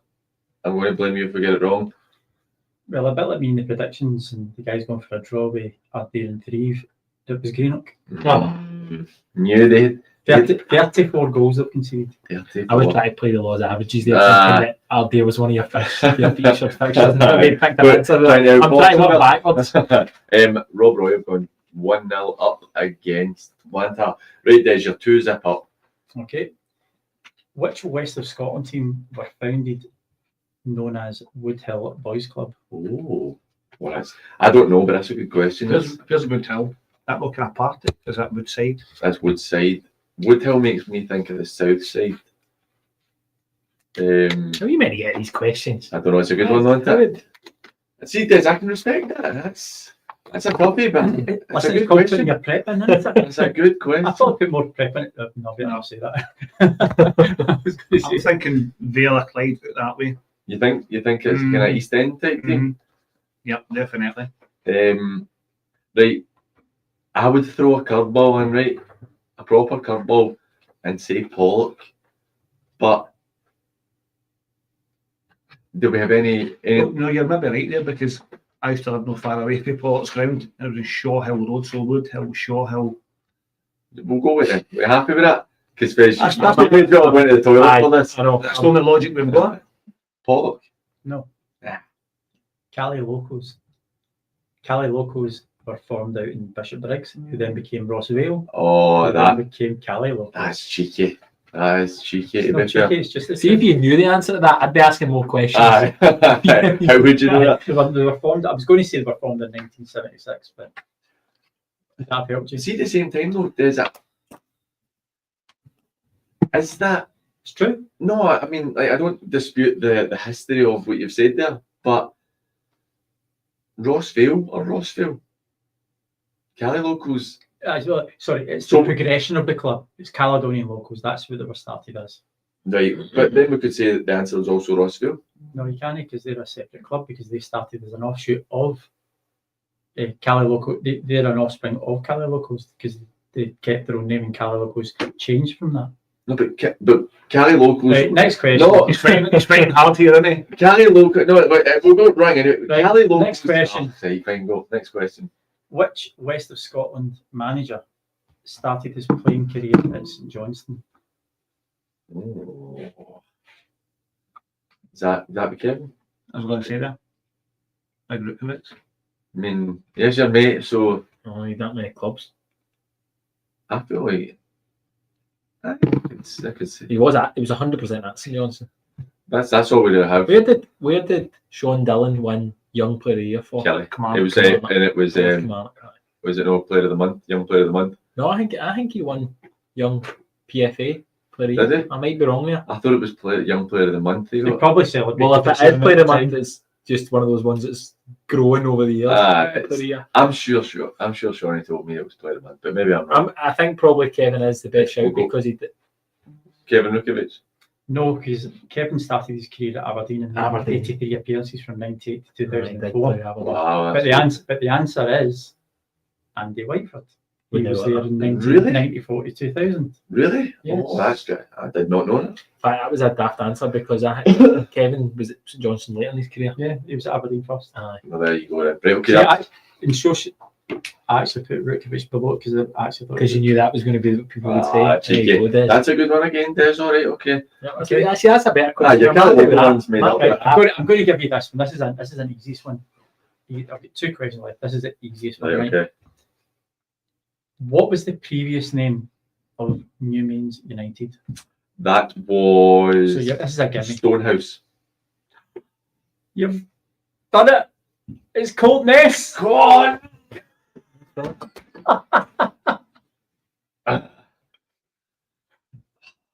That was a tap up in front of goal. This is a whitewash. Because Stonehouse is like that was right beside Newman's. Is this ever happened? No, I think I've had a whitewash. Right. Okay. Last one. Right. Just come on. Right. Pull your fingers in here. Right. Which West of Scotland team play at an Energy Field Stadium? That is Bonnet. No, that's Is that wait, the name of the stadium? No. Play at an Energy Field Stadium. What's an Energy Field Stadium? What is that? I'm just asking the question. I need more context. No. What, an energy fueled stadium? Yes. It's just powered by Plays at an Energy Field Stadium. I have no idea what an Energy Field Stadium is. Answer, just think of the question. An Energy Field Stadium. That's like a playing words. No, it's just a straight question. What is Bonington Stadium called? The Synergy Stadium. Synergy. Um, Energy Field Stadium. I have absolutely no clue what that is. An Energy Field Stadium. So is there like, It's just the question is as it is. is that the name of the park? Yes, Energy Field Stadium? it's an Energy Field Stadium. Yes. Des, So you're trick being question. so coy with your wording here. It's an Energy Field Stadium, which means there are more than one. No. I don't know what you're up to here. Right, okay. Any Is there any stadiums we can think of where there's those big turbines in the background that might be, I don't know. Right, Des, What's the middle of nowhere? Des, we're going to need to go to a break, right? So you can have this one. What is the answer? You giving in? Ah. Whitewash. Let's have a guess. All right, guess something in there. Fourth. No. Right? Yes. Yeah, pick it. Go for it. Middle of nowhere. Just guess. You seen Bonington? I'll go with Bonn. On the Energy Gibson kind. Field Stadium. I don't. I think team stadiums that have been named after sponsors are Mhm. Johnson Borough. Des, you're up to Yeah, something this one. You're definitely Yeah, up to there's a something. Nah, Was it the same with Ron? See, like it does what it says in the tin. Do you want to know the answer? Yes. Larkhall. Oh, Gasworks, you dirty Romnian, you. That's naughty. That is a. We're going to go to I'm happy break. that I didn't know any answers Aye. to those questions, if I'm being honest. That is. Des, I'm unhappy with that, to be honest with you. That was cheeky, very cheeky indeed. But look, everybody, apologies for an Energy Field Stadium. Gasworks, that's disgraceful. We'll be right back after these.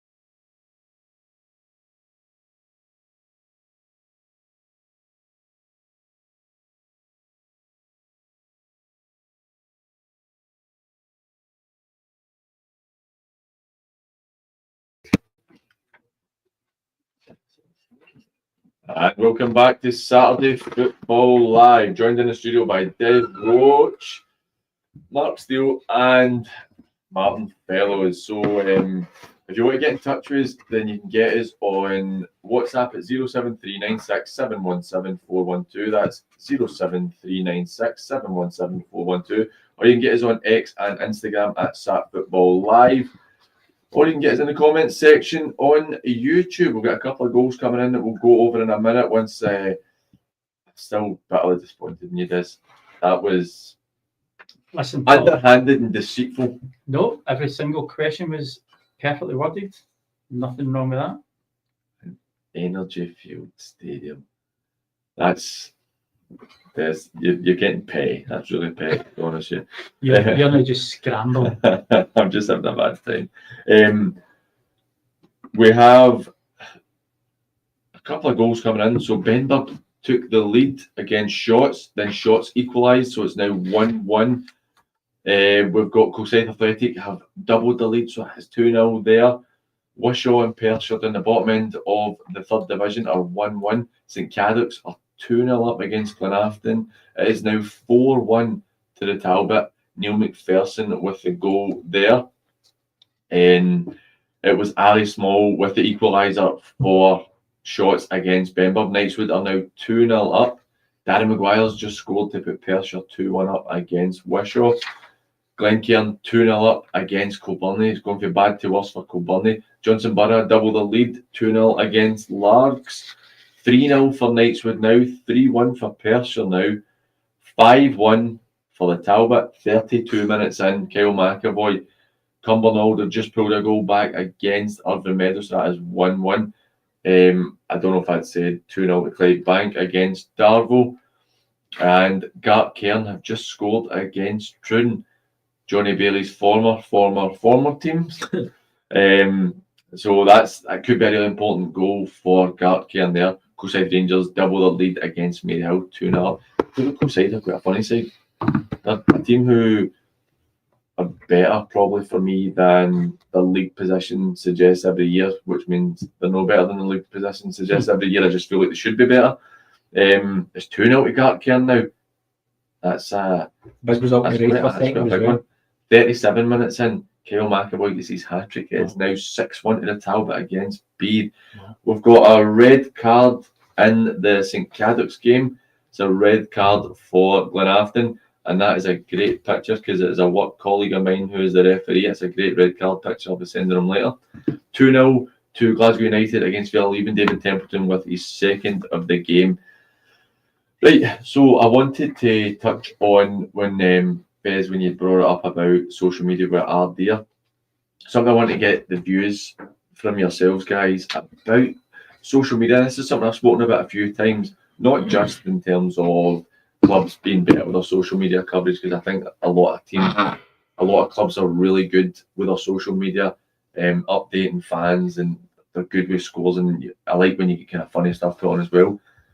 How different do you think football is now, with even at our level, with social media compared to, I'd even go back 6-7 years, not even that far back? How much do you think it's changed with social media? I think the game's changed a lot. Even look at things like the amount of highlights available now for clubs in the 4th division that all have access to footage and video cams and different types of software that means they can produce content. And I think it's all changed. Even you look back 10 years ago when we were at Kilbride, there was a guy, David Craig, that kind of headed up all the highlights and stuff like that. And at that time, it was really in that league the only team that were producing that kind of content. And now you look at it's almost probably, if you're not doing it, people are going to kind of watch the highlights of that 1st division game for Saturday. So I think it's good. I think it makes for a better league, better content. That even things like this, the content you guys are doing, there's nothing like that in League 2 or League 1 or the Championship. So I think the more that it boosts the game, the more people it encourages to play the game, the better. Glen K do a great job with their highlights package. Yeah, I must watch them quite a bit. They come up my YouTube every time. It's the speed. It's Home the and speed away. he puts it out. Yeah, very good. It's so quick. Very good. Talbot the same. Talbot games are out. Yeah. Pollock have the goals. By the time you get to the car after your game, you've usually got the Pollock goals. I think it's a testament to all the volunteers that. That's something that I would say in terms of people don't understand that we're talking about Glencairn and because you're talking about Pollock, we're getting the goals out that quickly. I know from first-hand experience how much work goes into doing videos of games and stuff. When we've done vlogs, it's not like it's the gate as soon as the game's finished, you're able to put it up. You use the Talbot as an example. They will be maybe an hour or two to get all that footage put together, cut right down into the moments. If they're good at what they do, the person recording will take notes during the game all the time when something happens, and it's easier for them to cut it up. But it's quite a lengthy process trying to do that, and the fact that they've got all the overlays and everything put on it, it's a lot of work that goes into it. So I think people might not appreciate the volume of work.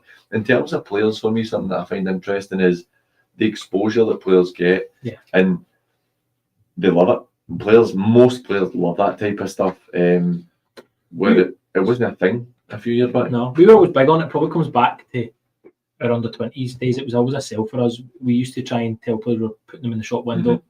You know, we always had the footage of their games home and away, the footage of their training sessions, and it was always we were trying to convince boys to come and play under-20s football instead of going into the West of Scotland League or the East of Scotland League at the time and maybe getting 40 quid a week. And we were trying to show them, look, if you come here for a year or two, we'll try and give you the opportunity to make more money down the line in terms of your part-time playing. And that was a big sell. You know, not so much about ego or anything like that for players.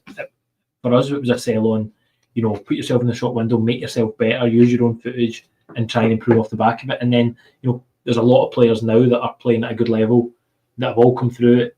East Kilbride, you know, still even remember some of the boys that have now been making good money, and a lot of it probably was they were put in the shop window. And I think the Friday Night League does that as well. A lot. It puts the fact that all the under-20s games are a Friday now. It lets managers go and watch under-20s teams, and the boys are in the shop window. And I think now there's a much more aligned pathway from boys going from under-20s into first team because of the structure of the league, because of the output of social media, and because of the coverage that even thing, you know, the content that you guys do, it gives players a better platform. In terms of management, we're talking about players getting a lot more coverage, managers get a lot more coverage as well. Now, particularly, I look at what myself and Dak did, what myself and Des are doing, Johnny and Paul for this level. We're talking about it. The amount of exposure that managers get at this level now is, granted, we only maybe get anywhere between, we can go between 9 and 12,000 views a month on the show, right, on the channel. So that is a lot of eyes seeing managers, and particularly yourself, because you've been on a couple of times on this now. I also had you on the roundup before when we did it. How is it for you guys? And Taylor, when you get back in, you'll be a regular feature for us. So how is it for you guys as managers, first of all, with the opportunity to go and put your points out and speak to media, if you like, and how is it for the club that you get to do that? A difficult one. I think we were always big on trying to have every day as one kind of team on and off the pitch with social media guys or photographers and a lot of volunteers that people don't see. You know, and again, similar, trying to put people in a shop window or give them a platform. Adam Kennedy's a really good example. Came to East Kilbride at the time as a volunteer kind of sports journalist student. We asked him to come with us to St Catholics again as a volunteer. You know, he's now managed to get full-time employment, which is such a hard thing to do, you know. So again, but that, look, sometimes there's no getting away from the fact you're doing interviews after games and you've maybe been beaten a game or lost the last minute goal or had to hide in a game, and the last thing you probably want to be doing is standing outside. But the reality is, I think if you're all part of the same team and you're trying to drive the club forward, which is a big thing for me, I think you want to improve the club in every aspect you can, on the pitch, off the pitch, social media, youth development. I think that's a big thing. And, you know, guys like Adam or Sean Whitelaw or Paul Adams, you know, Colin, the photographer at St Catholics, Colin Poltony. For me, these are all important cogs in a football club, and you want to give them the platform as much as players or managers. So there is more coverage for managers. Look, it's great because I think it makes the level as a whole better, and it means I think you can attract players from higher levels as well through giving them a platform, give them an environment to play in. Social media and all that kind of stuff plays its part as much as you maybe don't want it to. It does. Yeah, I would say even take it back further than that. So my oldest son, he's playing under 16s. His team with the Rio, in fact, he's just moved to a new team in the last couple of weeks or last couple of months. They've got the full footage out literally within 24 hours. Yeah. He'll play on a Saturday afternoon, and I'll get it sent. We're part of the parents group WhatsApp. He's got it, and then I can hear him and they're all talking about it, and he'll send it to me, and he knows how to cut it and edit it himself. It's a huge tool. It's massive. fantastic. I mean, Sorry, you go this. No, and I take nothing to do, as much as football is my passion and what I'm involved, I take nothing to do with his team. Yeah. Nothing to do with it at all, nothing to do with his career. I'll take, but that's what the manager tells them. They'll talk about their training, they'll film their training, they'll film their games, they'll send their wee bits and pieces to talk to them, say, work on this. They've just stopped last night, and I've got a text here from them saying, right, we're having a break, and they've actually already sent them YouTube clips of ball mastery sessions that they want them doing during the off season. And you're sitting going, I mean, all right, I'm the dinosaur now, I'm approaching 50. I never ever get anything like that. It's definitely look, we're going to continue this conversation. I do think it's really interesting, but I'm going to go to Stevie Dugan at Clydebank, where they are 2-0 up away to Darvel. Afternoon, Stevie. It seems like quite a routine afternoon for Clydebank. 2-0 up at half time. How's it been? I think it's probably a good what you describe it routine. I mean, as you'd expect, like, looking at the respective positions, the Bankies are kind of been dominant against a full possession. Off to a flyer, you know, when you score a goal in the first 3 or 4 minutes, then you're looking at numbers from that, to be honest, because we've attacked really well. First 10, 15 minutes, it looked like we could have scored another 2 or 3. Just didn't happen, obviously. They came back into the game just a wee bit, a couple of shots on goal, but they were kind of straight at Big Andy, and that's nobody miss out on those, is he? And then, of course, who pops up at a corner kick, big signing against his former club? To be fair, I do think there's going to be any highlights. I don't see any video cams, unfortunately. But a cracking header right at the back post, about 12 yards out, and he just looked it over a packed box right at the top corner. I think he enjoyed that one.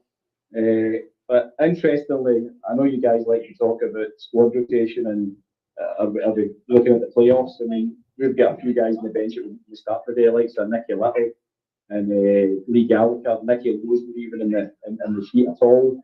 Trousdale's on the bench, Pierce Sampson's on the bench. So it gives you an idea that there's maybe a wee bit of forward thought going into the playoffs now. I think we just one league game after this. So and that's what's in our minds, to be honest. But certainly supporters, that's what we're thinking about those the playoffs.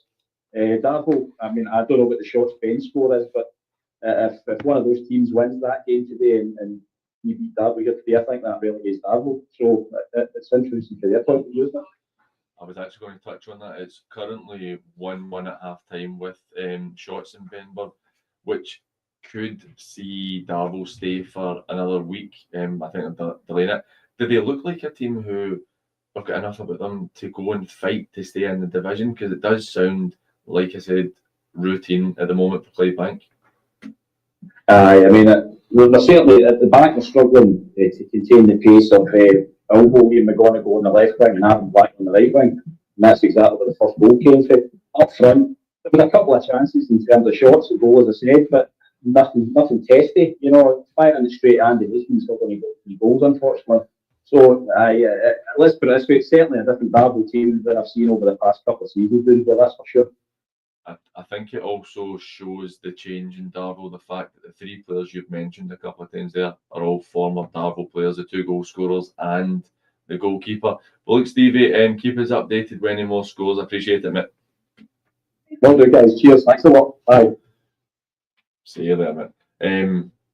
That is quite interesting, to be fair, looking at the fact that the 2 goal scorers are former Darvel players. He mentions Leishman, who granted only a short period of time there, well, a couple of years maybe, but it does show that they've fallen. But again, Stevie's touched on the fact Clydebank are now definitely thinking forward. But it also, I think in a sense, it kind of shows that Moff knows that his team are much better than Darvel, and he knows he can rest 5-6 starters and still go out and get a couple of goals. We're going to go to Gary at Rob Roy. They are 2-0 up against Blantyre, which could be a massive one at the bottom end of the first division.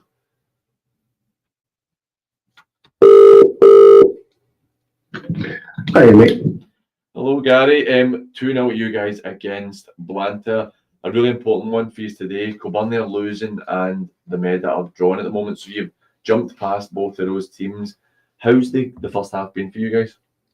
Very, very scrappy first half. Blantyre, to be fair, have actually had a couple of good chances before we actually went a goal up. I think they going down to 10 men after 10 minutes is hindered them a little bit. They've been struggled to break them down a bit, but Jamie Bowman with a double gives us that cushion a little bit now, because it's a tricky surface as well. Do you see the difference, obviously being down to 10 men, do you think that will allow Rob Roy to go and extend the lead, or do you think that Blantyre will be able to steady it up and just try and defend? Credit to Blantyre, because they're still actually trying to have a go at us. They've had a couple of good chances even when they went down to 10 men as well to let's call it, get Kell into action. But I'm hopeful that as the game goes on, we'll start to find pockets of space and start to create chances. And let's just see if both teams end up with 11 men still in the park. Guys, thank you very much for the update, mate. Keep us updated with any more scores. Cheers, mate. Will do. Bye. Could be a good day for Rob Roy. I'm not sure on the Ardrossan score, but if Ardrossan are not winning, then Rob Roy are right on their tails with 2 games in hand. And I genuinely think if all scores stay as is, Rob Roy have gone a long way to keeping themselves in the division today, and it could be quite an interesting one with them trying to fight it out. And I find this is, we've spoken about it before on the show quite at length, that this division is probably one of the most interesting divisions you'll get in the country. Yeah. They've got that game in hand, haven't they, as well, that everybody keeps looking at and going, if they win it, it would pull them away from Maybole, but until they play it, it's still within touching distance, so Gibby will be desperate to get a win there. I think that we're talking about John McEwen at shots and his experience, and I think that's where Rob Roy are similar. Gibby's got bags and bags of experience at this level. He's had teams who have fought relegation, he's had teams who have been promoted and won leagues as well. So I think that you touched on it earlier, Fez, with the kind of teams with a bit of continuity and allowing their manager time. And I think that some people probably would have been calling for Gibby to go, maybe Rob Roy fans, because they're coming down to the Premier League and in a look like they could get another relegation. Fortunately, the club have stuck with him. He's had a lot of changes to make, and I think he's shown that he is a good manager. I do believe that Rob Roy will be able to stay up. I actually don't. If you had to pick somebody, Des, just now, you had to pick somebody to go down in that third spot. So obviously Blantyre and Ashfield are gone. Who would it be right now? I think Maybole in the driving seat to go down. In fact, they've played more games than Rob Roy. They've played more games than Meadow. They've played more games than Lakeside. I think Ardrossan are maybe just far enough away. They should be okay. I know Aidan the other day was thinking that they really need to get it. Unfortunately, I know George has come in and he's working his tail off, and they've got the oldest strike force in the West up front. I think Maybole might just be a push too far for them. When you look at their goal difference as well, it's quite a bit different. Okay, 4 against Rob Roy, 8 with Meadow. Koburni have got a positive goal difference. I really hope Koburni don't get dragged into it. The result as it stands at the moment doesn't look great for them. But again, I would like to think they've got enough. I think Maybole. I think the bottom, like we're saying in the Premier Division, I think as it is in the First Division, I think your bottom 3 are your teams that are going to go down. What do you think, Sterling? See, I think there's a subconscious element to this. See, you get a game in hand, you shouldn't just take for granted we've got an extra game. That's another possible 3 points, and I think that can have an adverse effect on how you're going to approach your next game. Yeah. So I've got X amount of games in hand. Subconsciously, I don't think it's a good thing. So Games in hand don't mean points in the bag. I'm concerned about a team who's got the game in hand. You think what you mean, Rob Roy? Aye. Really? Mm-hmm. I think they've got enough, and I think they're going to win today. But it looks at it's highly unlikely that they're going to throw away a 2-goal lead against 10 men here. Do you think Meadow gets sucked in here? Do you know what? I think there's a potential for that. That's the out of the 2, out of Koburni and out of Meadow, I'd be more confident if it was Koburni. And I think there's more expectation on Meadow. Yeah. I think Jamie's done enough since he's been in there to pull them out of that relegation zone. And I think they'll be okay. I think the players have added, the games they've got left. I think Meadow will have enough. And I do think Rob Roy will have enough as well. I went and watched them against Kilbride United at Kirkintilloch a couple of weeks ago, and I think that was a massive win for them. And I think looking at the points now, if they win today, the games are running out, and I think they'll just have enough, and I think it could be Mayball that go down. I think I would lean towards Mayball, to be fair. It is so tight, but we're going to go for another break just for the second half starting, and we'll also have that massive playoff game kicking off. And even though it's not necessarily a level we'll cover, I think we'll keep a wee eye on what's happening at the bottom of League 2 to see how it impacts the playoff. But remember, if you want to get in touch with us, get us on WhatsApp at 07396 717 412. That's 07396 717 412. Or you can get us on X and Instagram at SatFootball Live, or you can get us in the comments section on the YouTube Live. We will be right back after these short breaks.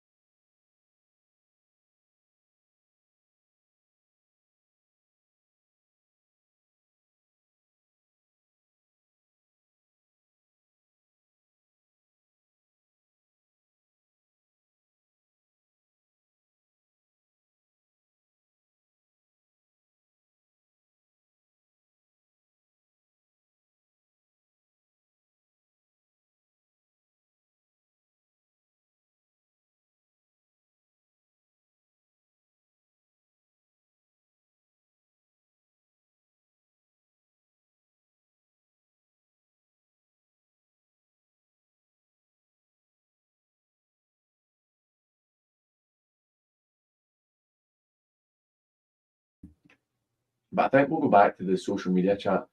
Something that I find really interesting, and I think it's something as well where I think that, like myself and Dak, Scott at SM Media, and even you look at like Blair McNally and Sam North, who have very much given players a platform that, particularly at this level, that they did not have, again, only 4 or 5 years ago. And I think that it's maybe, if you felt anything, not so much I suppose with Kilbride, because I look at, we didn't cover Kilbride a lot, so I know that many people would have.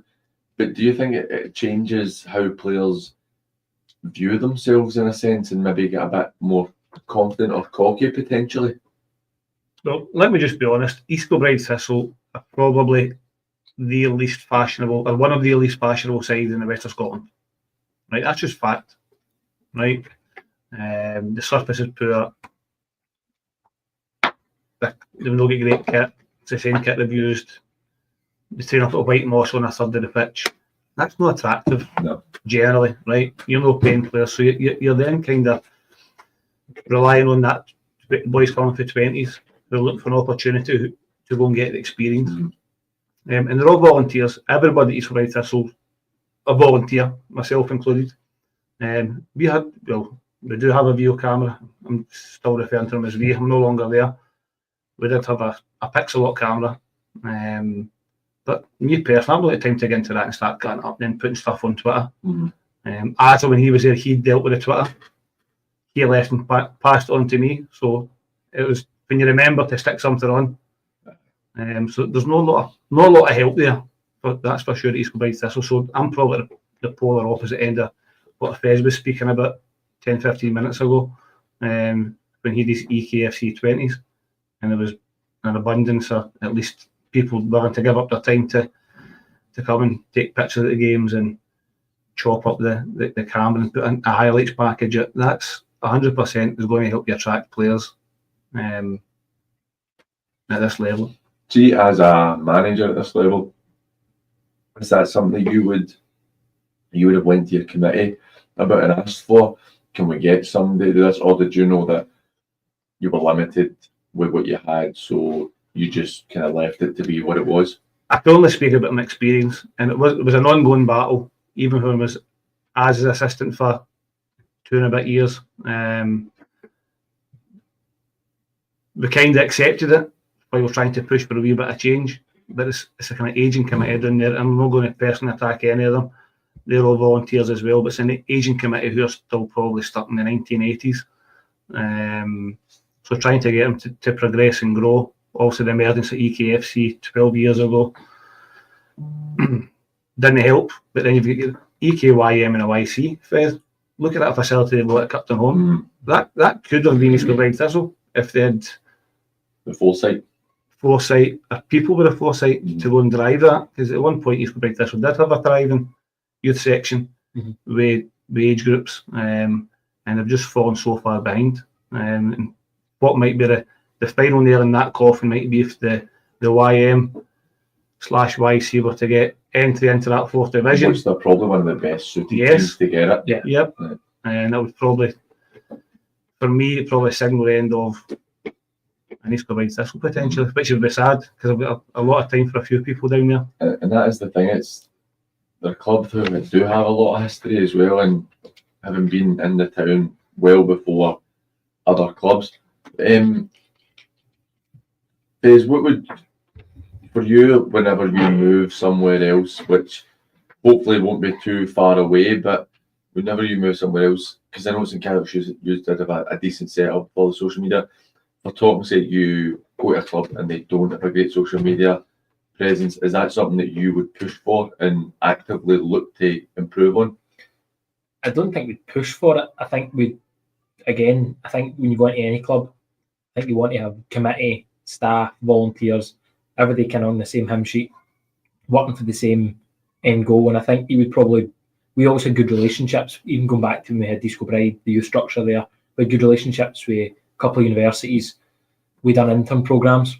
So I went for a coffee with another West of Scotland manager, and I was asking about this, about how we having all these people and we wouldn't have a budget for that. These were all volunteers. We used to run intern programs every year that we did.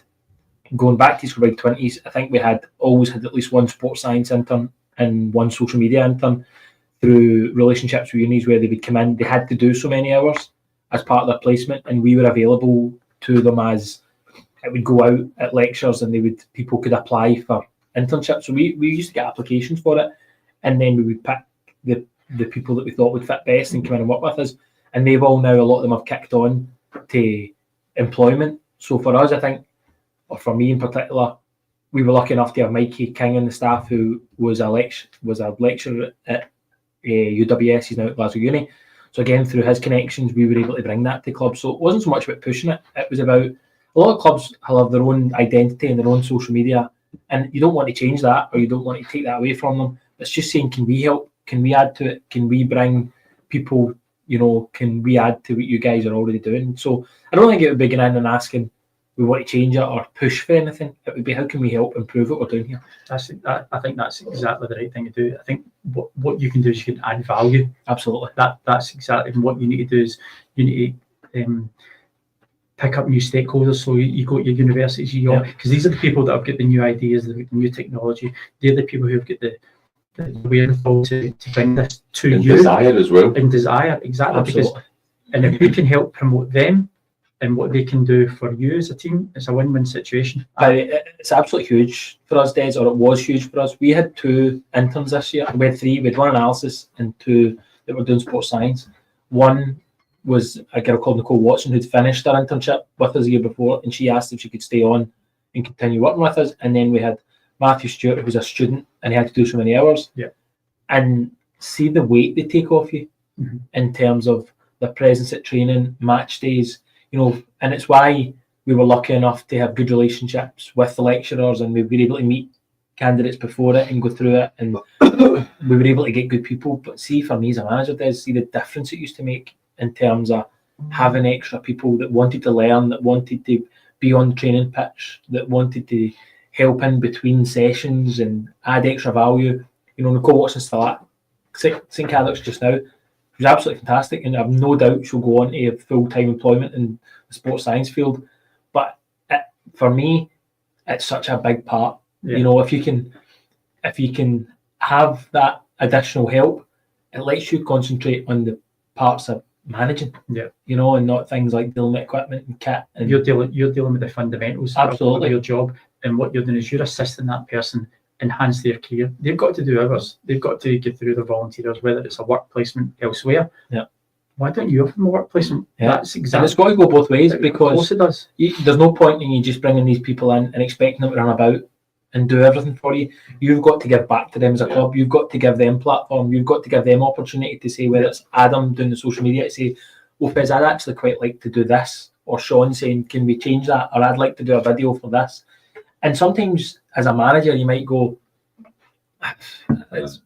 you're doing a million things and you want to concentrate on football, but there's no point in you having these good people if you're not going to use it and you don't give back to them. And Same with reciprocate. Nicole. You know, Nicole would come to us, and some of the changes we made to the way we applied our sports science stuff this year was because Nicole was coming to us and saying, we've been looking at this data. We think we can make changes to this. We can make changes to the report we do on a weekly basis. How do you feel about this? How do you feel about that? And sometimes you've got to get back to them Of course. to go through it. And it was a big part for us. I think you look at, if clubs were, see, you put your selfish hat on, right, and you're thinking it's great exposure and stuff, but financially having these people in could make a huge difference, where I think a lot of clubs miss the mark a wee bit. Yeah. With how they could make money and make exposure at it. So I look at, for talk's sake, talking about the West of Scotland and the Lone League, you've got Paul Adams, Jordan Rennie, Lee Conn, guys like that, and there's loads of other really good ones. But All it's great what they do. just to name a few. And they do a lot of work in what they do. I feel like there's lots of tricks missed in terms of even daft things like you can sell sponsorship packages for videos on YouTube. So something I did when I did my short stint at Drumchapel, I was only there for 3 or 4 months, and I was in charge of the YouTube channel. I had the fortunate side where most of the players knew who I was before getting in, and I think it helped whether people viewed me as being any good as a player or not. The players knew that I played at this level, so I understood it. I used to ask them to do a lot of daft videos and stuff, and I could tell like Ryan Dees, like me and Dees played boys club football together 28 years ago. That's how long I've known Deesy, and getting him to do stuff was difficult, and I've known him most of my life. But you had some players would buy into it and they really enjoyed it. And to be fair to Hopi was different class. He really wanted all the stuff done, and the guys in the background wanted it done. But you look at stuff, well, kind of off a wee bit there, but you look at, for talk's sake, you do these, say you do a talk to a player every week about kind of, you know, what the stuff they used to do where you just ask them questions and it used to be in the programmes, but you could do that face to face. You could have a sponsor for that, and it might only be a couple £100 for a company to sponsor that for the full season. We did you could even do daft things like crossbar challenge, have a sponsor for that. Charge people more money for placement of their boards at games, so have it at corner flags and have it behind goals, so that every game when there's goals scored in your match, there's a highlights package. You see that, and it's a great way to raise money. And some clubs might be doing that, but for me, a lot of clubs don't do that. And there's no guarantee it's going to get sponsorship. Yeah. But there's a guarantee that you won't get sponsorship if you don't do it. Yeah. And that's the difference, because a lot of clubs, certainly one of the clubs I was at, don't particularly want, they don't see the short-term outlay for the long-term gain. And you're not sometimes asking for a lot of money. What you're asking for is, if we can put a small amount of budget towards this to get this information back, to create interest, to create revenue, you'll get that back tenfold. Yeah. But it has to be a progressive club, and I think St Cadoc's are a very progressive club, because I think St Cadoc's know they have to be. yeah, they have to be. No. And as a manager, you'll be judged on winning games, right? That's what it comes down to. There's no point in how, you know, you talk about you can add to social media or how you can help with youth development and 18s and 20s, but ultimately committees and clubs, they want you to win games of football. So that's, you can't get away from that. You have to be focused on making sure your output in the pitch is as good as it can be. But then the other things go hand in hand. You're talking about short-term gains, Des. I don't think I could, for me, any job that I was looking at or coaching role I was looking at or anything, for me, I would always want it to be a working with a club to take a club forward and not just a short-term going in to do something with a team. And I was more meaning like a short-term gain is financially. Yeah, no, totally. That's it. Totally. It all goes hand in hand. On the pitch, absolutely. It all comes down to a first team result. Let's be honest. Yeah, That's absolutely. what it comes down to. It's a first team result. Nobody, as much as you want your under 18s and your under 20s to be doing great on a Friday night, see what happens on a Saturday. That's what you're judged on. That's what you're And the judged thing on. is, say if a club managed to nail all those things I was talking about and it's able to bring them in, use Kilbride as example, right? You obviously need to have viewers on YouTube and stuff like that, right? And it's difficult to get that when you're a smaller club with a good fan base. But for talking's sake, say Kilbride do that and they nail it, and that gets them an extra £3,000 a year. Now, what's £3,000 to Kilbride for a season? I mean, that's massive for a club like that. Where it may be you're talking about. I think you'd be surprised. It might cover coaches' kit. Do you know that way? Like, And it might be the difference of having enough money to get all the players the matching training kit. Yeah. Well, because you mentioned it and I had it at the Ants when I was there. Well, the Ants are in a better place now than when I played for them, but like we had been at the club for 7 and 8 months, did not have training gear. And we trained at Govan High School at the time, and if anybody was coming by and could see you, we looked an absolute shambles because we did not have matching kit. But that's something as well you're trying to sell to a player. It's something that I've spoken to Josh about is, see if the players come in and for talking's sake, the club are able to provide training kit, but training kit that they get washed and they leave for players coming in. That's a big thing. And it might seem silly if you've not played or whatever, but to a player, you'd be like, well, it's a good setup. They might not be able to pay us, but everything else, they're trying to get it done right. And that's where that extra money, that extra income and revenue could make the difference to getting a good player or two. Well, if you don't, you don't. No, well, listen, that was one of my big frustrations at East Kilbride. We actually had sponsorship in place. You're all sitting down, so we actually knocked back 2 sets of strips. This is true. 2 sets of strips because the company's logo was blue. And there was a further commitment for 10 grand for the season after for next year for the same sponsor, and they knocked it back. That's true. Beyond me. It's I can. And when you've got nothing and you're trying to hold on to boys, or trying to sell it for the next season again and say, here's what we're doing. So it's total opposite ends of the scale again. St Carrick's, East Kilbride. But you need to have the people who are driving the club want to buy into it. Some of them might just be happy turning up and every second Saturday, looking after the park and seeing a team going and playing to. If there's no aspiration to kick on and grow, you know, and you think how important. I'm talking about £3,000, say roughly, right? It's a ballpark figure, but £10,000, that is monumental for a club at that level, and it's so different. And even we'll talk about it for another couple of minutes, and then we'll move on. Is that not how you sell somebody? You go, look, I can't pay you money, but do you know what? You'll turn up. You'll have your training kit. You'll have your playing kit. You'll have your all turn up your tracksuits and your bags. So what you don't get monetary, we will look after you. And do you know what? See if you get a move up, we'll shake your hand and we'll wish you well on your way. You even look at like in a much larger scale. Look at what Ryan Reynolds and Rob McElhenney have done at Wrexham. Now Wrexham are obviously a big club even before they were there. Big fan base. They're a historical club, but they have done all these mad things, and obviously their names, particularly Ryan Reynolds, has allowed sponsorship to come to places. But they went so hard on the social media stuff and on the kind of Disney program where the two of them put millions of pounds in between them with their own cash. But because of how it was done, they've made money at it. And I don't think that any Wrexham fan would care at all that the two of them have walked away richer. Because look what they've done for the club. And I think that's where sometimes you need to look at the bigger picture. And like you said, spend a wee bit to make a bit back. And I think it's something I could talk about for ages. I'm probably boring people listening. But we'll look at some of the scores coming in. So 53 minutes in, and the Talbot make it 7-1. Kenzie Mchu a goal.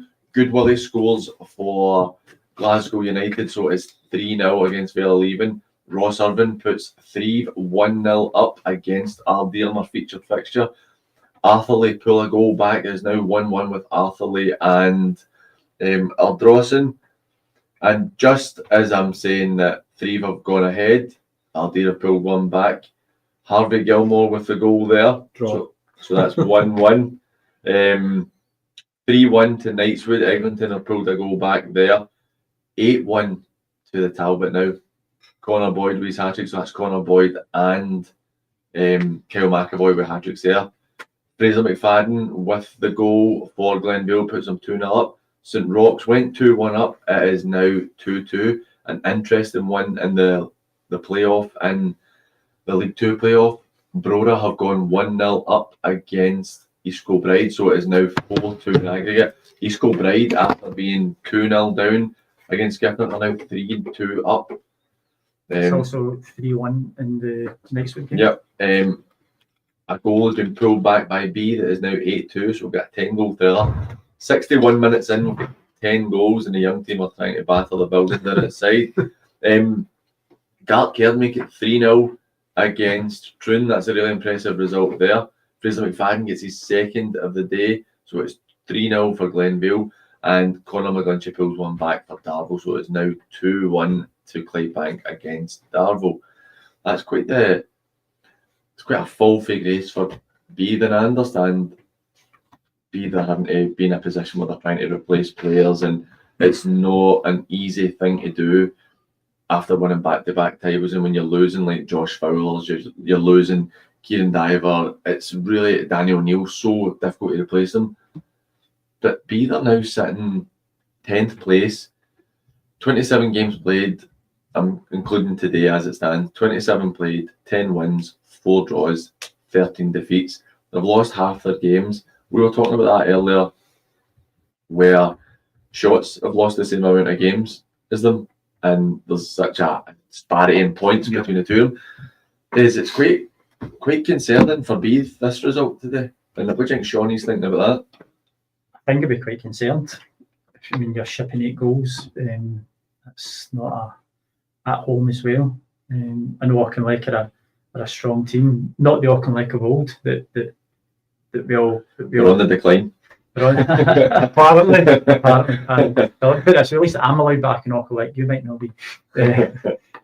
I think Sean will be concerned there. However, what do people say? We said, oh, it's not my team, it's not my squad, etc. Sean's inherited the squad that he's taken over from Swifty. I think that losing Kieran Diver last year, obviously, and Josh the year before, they've just ripped the heart of goals at the club, haven't they? Yeah, they've never replaced. I think there's always going to be a wee period of transition for Beith between losing, as you say, Straney and Fowler and Diver and O'Neill, all in such a short period of time. So I think Sean's getting in there, and he's going to have to change things a wee bit, freshen it up. And I think probably now, I think Sean will probably just want the season to finish, because he'll want to get a pre-season, he'll want to get some of his own players in, and Beith are a massive club that have won the league in the last 2 years in a row, so it's still an attractive place for players to go and play their football. And I think it'll be a big summer for them to go and get things together and go and push on next year. It'll be interesting to see who he brings in. This is a massive summer. Yeah. I wonder, Sean's obviously got a lot of experience at this level. I wonder who will be able to bring in. And we talk about budgets regularly. Beith won't have a massive budget in that division, and it's now we're joking about me saying that the Talbot are in decline. Are Beith in decline? Well, quite clearly they are, because they've won 2 league titles and they're now sitting bottom half of the table. But do you think this is the potential for Beith to have a bit of a fall? I'm not sure how much Malcolm's is still, because Malcolm's is also a massive contributor down there, and from what I'm led to believe, they don't put in as much as they used to.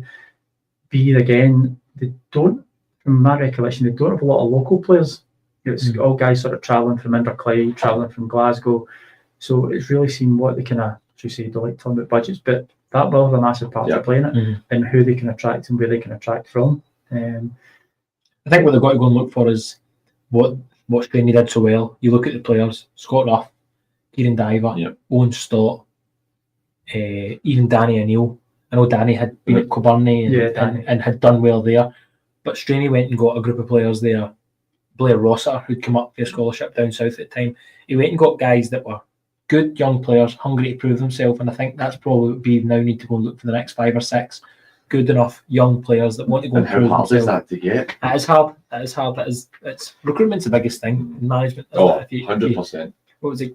Yeah, Kenny Dalglish used to say that, isn't it? He makes a good manager, good players. Exactly. As that, you've got to recruit well. You've got to go and get players that are going to win you more games than you lose, and I think that's what they're going to have to go and do. I'd like to think that Sean would be using the network for Yeah, with his experience. the guys that can tap into. St Cadoc's have lost a goal. Michael Mullen puts Glenafton on the score sheet there. Michael Mullen has Scores scored a against St lot. Cadoc's every game. A lot of goals. He he's scored scored. against us in every game I've been involved. Even back to Hurricane days last year, he scored in both fixtures against us, and then he scored in the opening day of the season for Glenafton. I see Michael Mullen in my He sleep. scores a lot of goals. A really big goal in the relegation fight in the Premier League. Shots have taken the lead against the Bens. The Bens were 1-up, weren't they? Yeah. So that's quite a concerning one for David Winters, which, as it stands, Shots would be on 25 points with 2 games remaining. Benb would be on 22 with 2 games remaining. Darvel would officially be relegated today, as would Gartcairn. So it's quite worrying. We could be losing Darvel and Gartcairn. Particularly with Gartcairn having such a good result, 3-0 up against Troon. You had them relegated last week at one point, remember? I did, and I suppose ultimately I was right, you know what I said. I don't know. They're going down. Jamie Bowman gets his hat-trick for Rob Roy. They're now 4-0 up. And John Robertson equalises for East Kilbride. So I'll give a prediction right now. East Kilbride will win that game 3-1. 3-1. Yeah, We're going for. So 7-2 in aggregate. That would be quite a big one. In the Southern Counties Cup, we have, I don't know how they're still able to hold on to this, but we have Cali Braves are in the Southern Counties Cup. That must be for their old Edu Sport days. I think it's to do with the association That they are aligned that to. you're aligned to, the cup competition. So if you're aligned to in the low, especially in the Lowland League, when teams are aligned to different Yeah, associations. That if you're in the East of Scotland, you play in the East of Scotland qualifying cup, and if you're aligned to the South, with bear in mind Cali Braves came up from the South, But they play in that.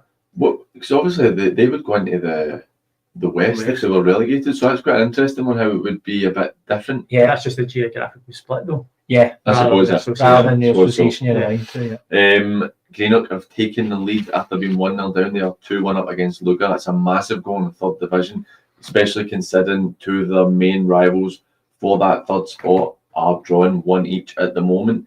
I said we weren't going to talk about league reconstruction, but I'm going to bring a point that I made last week, obviously, when we went through it all, with teams getting more time to get their licence in place. So the reason I say that is I was thinking about Beath. Now, I know they have issues with the ownership of the park, but Beath, for me, when we're talking about this decline, if you're looking at the top 8 teams just now in the Premier League as it stands, Clydebank obviously have a licence. Troon should have the licence by the time to get into the Lowland West when it comes out. Johnson Borough should have the licence. Talbot have theirs. St Cadoc's, they have theirs, don't they? But it's they going were to be presented approved. with the AGM. Right, so that's 5. Drumchapel should have theirs by that time, so that's 6. Largs maybe have theirs by that time, no sure. Obviously, they've got certain issues with the floodlights. Cumnock have theirs, and Pollock have theirs. So, based off of the potential 8 going up, Beath don't go up, even if they get a licence, and that shows how far they've dropped. And I wonder if that's a concern for their committee down the line, where they think, do we need to go after it a wee bit next season? Because people are talking about. Now, I'm interested to hear point of views yourselves. People are talking about next season being a dead rubber with the fact that so many teams are going to get promoted. I have a different opinion. I view it very much as you'll have a couple of teams will go and try and win the league, right? So that's always interesting, and it's always valid because you want to win leagues. But then you could have 8 or 9 teams potentially fighting to get the other spots to get promoted. Half your league will be gone. And I think that's, well, actually, it'll be more than half the league with teams getting relegated, or whether or not that happens. What's the view, Des, on dead rubber, or is it going to be even more exciting next season? I think it would just be every bit as exciting as any season is, because at the start of the season you all set out to win the league. The bit that I don't agree with is that if a team finishes out with the promotion slots who don't have a license, then they get stopped. We all say sport and meritocracy. You get where you are. Now, I understand that if you don't have your license, you can't work. But surely if a club's got plans in place to go up, then they've got to be encouraged. I think that can make it difficult though, Des, because it can make it extremely difficult, and it skews the whole league. I don't know. I just think if you say, oh well, you've got plans in place, and if you get there, but what happens if you end up and then funding falls through, or you get knocked back because of some council issue, and then all of a sudden you're in a league and you're competing? Do you then remove them from that league? I think that gets. I do understand it, and I think you're right. I think it would be really difficult for a team to be promoted out with that amount of spaces, if you like. But I don't see an alternative as to how you place it, how you do it. I think doing the 26-27 season as well gives you a year, so everybody knows. Yeah, so now everybody has an opportunity if they want to get a license to go and try their best. And I imagine, it's easier said I imagine that they would not push through, but they would probably expedite for teams or make the process slightly faster than they would before, when they know that the leagues are going to change. It's not a time constrained process, to be fair. Right. Once you put your application in, and you basically, as you'd imagine, you submit your money on the day you say you're applying.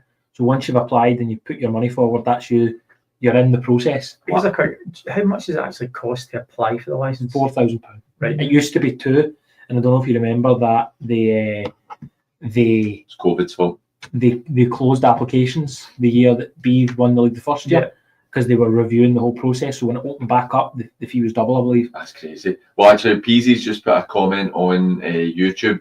Broomhill coming down will also have a license, as would the Buffs and Glen K if they come up. So that's a really good point as well. Because we are going to have a lot of clubs next season who are licensed, which I think is beneficial. Encourages clubs to be better. Yeah, encourages clubs to work to a standard off the pitch, and I think that can only be good for the division. See, as long as there's transparency and everybody knows what they're playing for before a ball gets kicked. Yeah.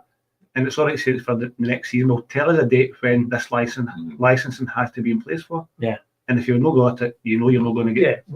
What the standards should be, what starts on day A should be the exact same in day Z, and that's it. Because once you go into the process, you then get set up on the portal where you start to submit your documents, and then they come and see you and they would review it and say, well, this is what you've got, this is what you need to do.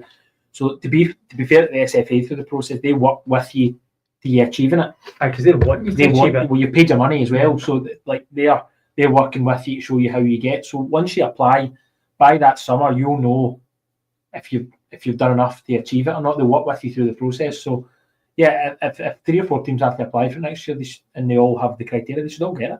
We're going to take a quick break. We'll be back in a minute and a half time, so don't go anywhere. See you.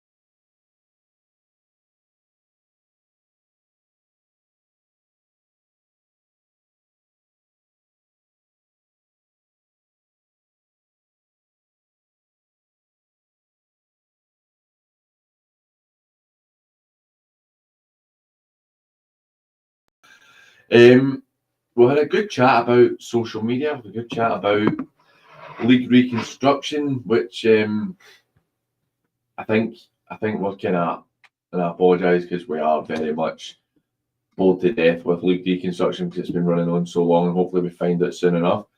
But I think that it's definitely something that's we need to visit. And Peasy, when he says about Broomhill coming down, that there's obviously permutations where Broomhill don't get relegated. And I actually don't really remember them because No, I don't think there is now. I think that's all. Yeah, so it's to do with second bottom, where if East Kilbride didn't get promoted and the team being relegated for League 2 come down. Because Bonnie So, but no, Broomhill are, unless somebody corrects me on that. No, do you know what I think? Now that you say that, I think that's right. We'll just have a wee look at the Bonnie Rig are drawn with Stranraer as it stands, and Forfar are drawn with Stirling Albion. So there's no any change at the bottom end of the table. 2-1 to Brora Rangers against East Kilbride. That's my bet, then. Aye, so Des, you were. Aye, good quizzes, no prediction. It could still be 3-1, just not the way you expect. We're still 1-1 with Irvine, Meadow and Cumbernauld. Just go through some more scores when we're away in the break there. Greenock still 2-1. The goal scorer 4 shots was Robbie Torrens. So that's 2-1 there. 4-2 to Glasgow Perthshire at Wishaw. Still 2-1 with Kilsyth Rangers and Maryhill. 4-0 still. Penalty at Blantyre, and they missed the penalty, so still 4-0. St Cadoc's have gone 3-1 up now. Kilsyth Athletic 3-0 up. That's them all but guaranteed promotion today. Perthshire now 5-2 up against Wishaw. And still 8-2 with the Talbot. Dorai 3-0 up against Irvine Vics. And East Kilbride now 4-2 up against Giffnock. So Giffnock are doing their best to throw that one away. And one of your former players, Des, has made it 3-1 for Greenock. Frizz has scored for Greenock. Irvine Vics have pulled a goal back. 3-1, it's an own goal for Dorai there. And that third division. We've talked a lot about the top end of the table. Now, obviously, Wishaw losing again today. 11 points from 29 games. Another season to forget for them. I think they've had 7 wins in the last 59 league games. Irvine Vics, though, they had an opportunity today to try and leapfrog Vela leaving, but it looks like they're not going to take that opportunity. 3-1 down to Dorai. Dorai a decent side. Glasgow United getting a massive 3 points against Vela leaving as well. I actually think that Irvine Vics, Vela leaving will be relegated today if they lose. So it's looking like that's them going to be relegated, because they will be on 24 points played 29 games, and Glasgow United will move on to 28 points with 25 games played. So we could be losing Vela leaving today as well. Irvine Vics might hold on for another week, but I think they're gone as well. I think, like we said above, I think this is the third league we spoke about, and the bottom 3 teams they're there for a reason. I can't see Irvine Vics. I mean, this will take them on to 28 games played, and they'll take them up to 27 points. Glasgow United are hitting a bit of form and they need to, because they've been really, really disappointing this year. I know, that's Irvine Vics have 2 games left, and they'll be 4 points behind. Yeah. And Glasgow United, despite being disappointing, still have. They've got good Willie. 5 games to go. You get Temps to get 2 today. Good Willie scored. It is now 3-1 to Clydebank. Des, who was the goal scorer for Clydebank? Nicholas. Yes, Nicky Little with number 31 for the season, I think. And that his best season then? It must be. I'll probably find that there was a picture Clydebank put up a wee while ago that had Nicky's stats, and it was frightening. He's 20 plus almost every single season, and has been for the best part of a decade. It's ridiculous. His dad's I've not seen him for a while. His dad was a painter decorator in my work, and he used to always keep me updated on what was going. But I know the last I spoke to him, he was just saying that Clydebank was his club. I know a few teams have come in for him, and there was no chance he was moving. He's very loyal. I think I'd heard a couple of years ago that one of the teams who had substantial finances were trying to get Nicky, and it was close to happening. From what I heard, it was close to happening, and I can guarantee he will be so happy he chose not to go. Because I mean, you look at Clydebank now; that we spoke about East Kilbride and how they are so well prepared to go into league football. Clydebank, for me, are the league below equivalent, where they are so prepared to move up. I mean, you look at Home Park, the improvements in Home Park. It's funny, we talk about views and stuff, and a couple of the kids in the school that I work at were showing me for their view, oh look, I did this at the weekend in my game, and one of the boys was like, I scored a penalty, and I says, oh, there's a video of me online when he scored a penalty. It was when I played with Koburni against Clydebank in 2005, something like that. And no, sorry, 2008. Nah, before that. Anyway, and I showed him the footage, and it was at Home Park, and it was an absolute bog. The terracing looked terrible, and then you look at it now, and it's like it's ideal. It's just perfect for. Was it in black and white? I know. They've certainly got everything now. You know, even they stream their games live, and you can watch that abroad. How good is that way. It's brilliant. They have everything to go into that Lowland League now, and probably above that. You know, by the time you get to Lowland, I'm sure they'll have their sights set on League Two, and you know they drive with a lot of League Two clubs for just the overall structure of the club. I tell you what, there's Stevie who did the update for us with Clydebank game at half time, is pulled right out the bag here. So Nicky Little, for the last 10 years at Clydebank, has scored 21 in 32 games, 21 in 34 games, 21 in 33, 28 in 36 games, 18 in 36. COVID season scored 7 and 8. Then 20 in 46 games, 28 in 34 games, 16 in 33 games, and this season has scored 31 in 41 games. How good are those numbers? So Nicky has, in 301 appearances, has 190 goals for Clydebank. Incredible. There'll be a lot of clubs fearing Clydebank in terms of Progressing again. Yeah. You know, there'll be a lot of clubs looking at it going, you know, they have everything. They have the fan base, the structure, the youth setup, And Nicky Little.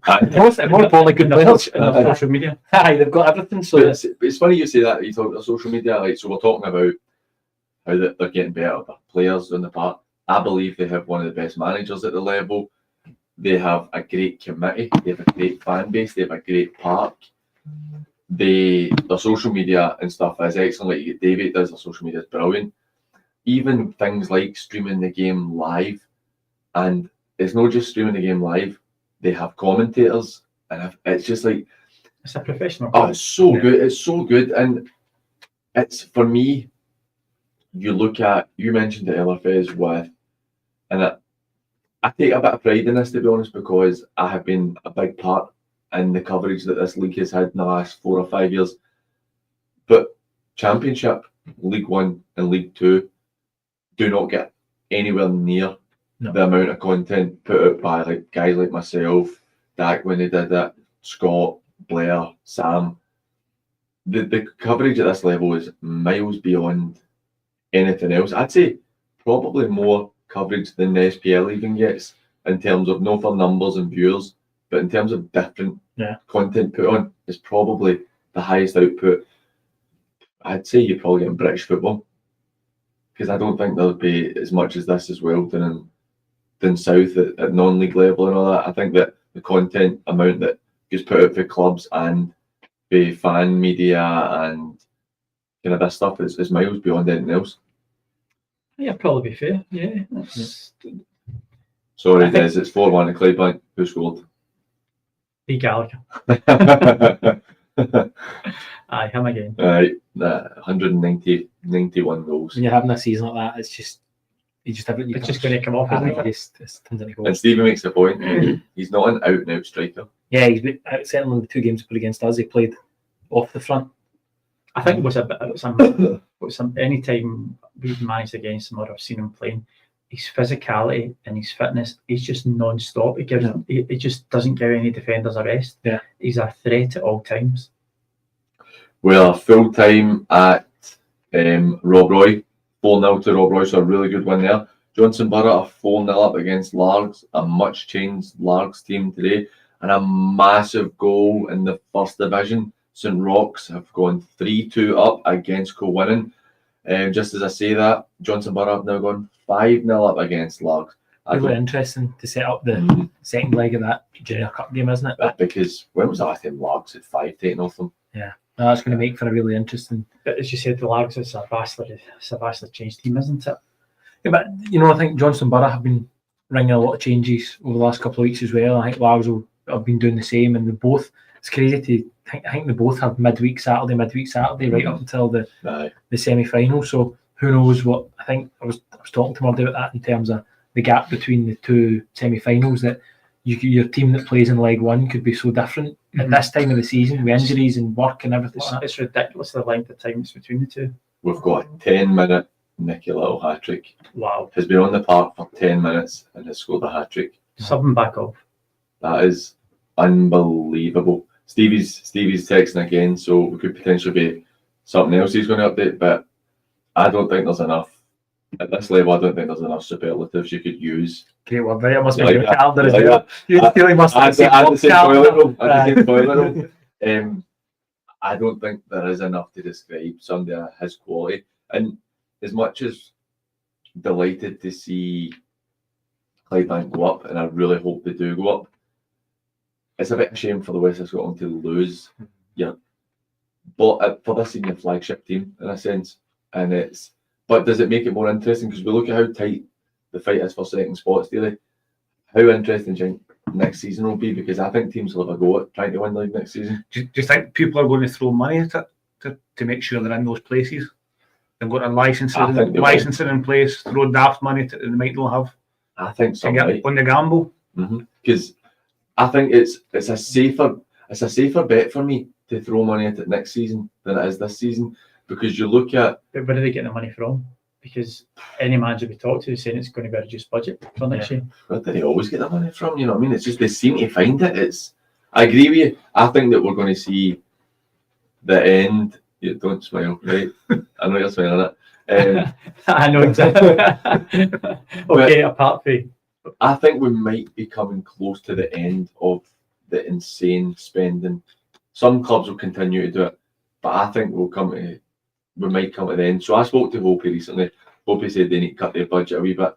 And their budget is decent, but it's not crazy at Drumchapel. I know St Cadoc's are cutting their budget, obviously. Gart Cairn, I know they're relegated, but Gart Cairn, they cut their budget. Pollock repeatedly cutting the budget. And what impact does that have on Maxi next season? Is Maxi going to be there next season? It's interesting where you're looking at a few teams who are cutting their cloth to suit, but I think you might get a couple who make a push for next season to try and. But okay, if you look at it, take Clydebank out, like, are Trin going to throw more money at it? Trin already throw quite a lot of money at it. I know, and this is the first time that they've been at that end of the league for a long time. Borough are going to be sustainable.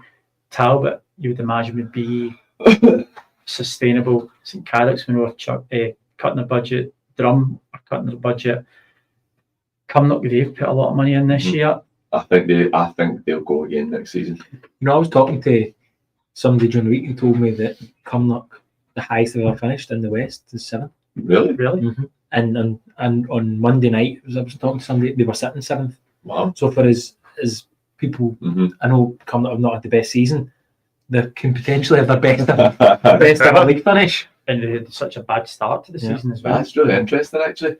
So it goes through, because I was. Don't know if it's a play on the West maybe and doesn't include the junior. Yeah, it'll just be the West, but still, even at that, that's the best season you've had in the last. Well, to be fair with Cumnock, you could go further than the last 4 or 5 seasons to be higher. Because they won't have finished in the top half, I'd imagine, probably in the last 10 years. So on paper, I suppose, as much as in that I've been hypercritical of Cumnock, particularly in the early part of the season, you're right, you could be walking away with saying this is actually the best season they've had in a decade, which is definitely interesting. I didn't actually realise that was the case.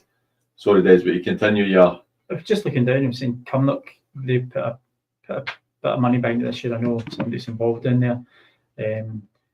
Paul cutting, Beeve cutting, Glenafton, not entirely sure. Hurlford cutting, Shots, they one of the biggest budgets. So I mean, I just don't see what clubs in that Premier Division are going to go and put money at it. I think it'll be the teams in divisions below that'll be having a bigger go at it. Yeah, to get up into that. Yeah. I don't see a lot of the Premier teams putting more money into the infrastructure and the playing squad. I think it'll come from the clubs that are placed below. If if Glen K don't go up, and they're one of these licensed clubs, can they still sneak in the back door? No. That's going to happen? So I have been told that there will be no Tier 7 sides going into the Lowland League West. So that kind of hampers it for them. Because Benb were trying to get down that road. That was the potential chat, obviously, at the time, and that's completely gone now for them. And what we're talking about, because you're probably looking at another 4 teams minimum going to have their licence for next season, and it makes it quite interesting. We've got a few full-time results coming in. It's finished 8-2 at Beith. Troon pulled a goal back, but then Jordan Moore scored right after it to make it 4-1 to Gartcairn. Too little, too late for them. They're now relegated by the looks of it. But we're talking about Greenock's boring tweet. I quite like the Troon one. 90th minute goal, Gartcairn. Jordan Moore knackers our comeback. Sake, Jordan. That was quite good. Full time at Clydebank, 5-1. Sorry, full time at Darvel, 5-1 to Clydebank. So it was actually a 7-minute hat trick for Nicky Little. Am I right in saying if St Roch's beat Kilwinning here and Arthurlie draw, Arthurlie win the league? Oh, have a look. Or is it maybe it maybe makes them uncatchable, but the goal difference is not officially over, maybe? So Arthurlie would be on 58 points. No, but because you've still got technically Renfrew. If Renfrew beat Petershill to get to 58. So technically, So they could get to 58, but if Arthurlie draw today, they'll finish on 58.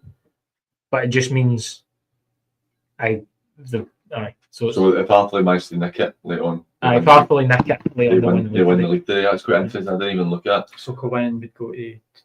They could only go to a maximum 57. Yes.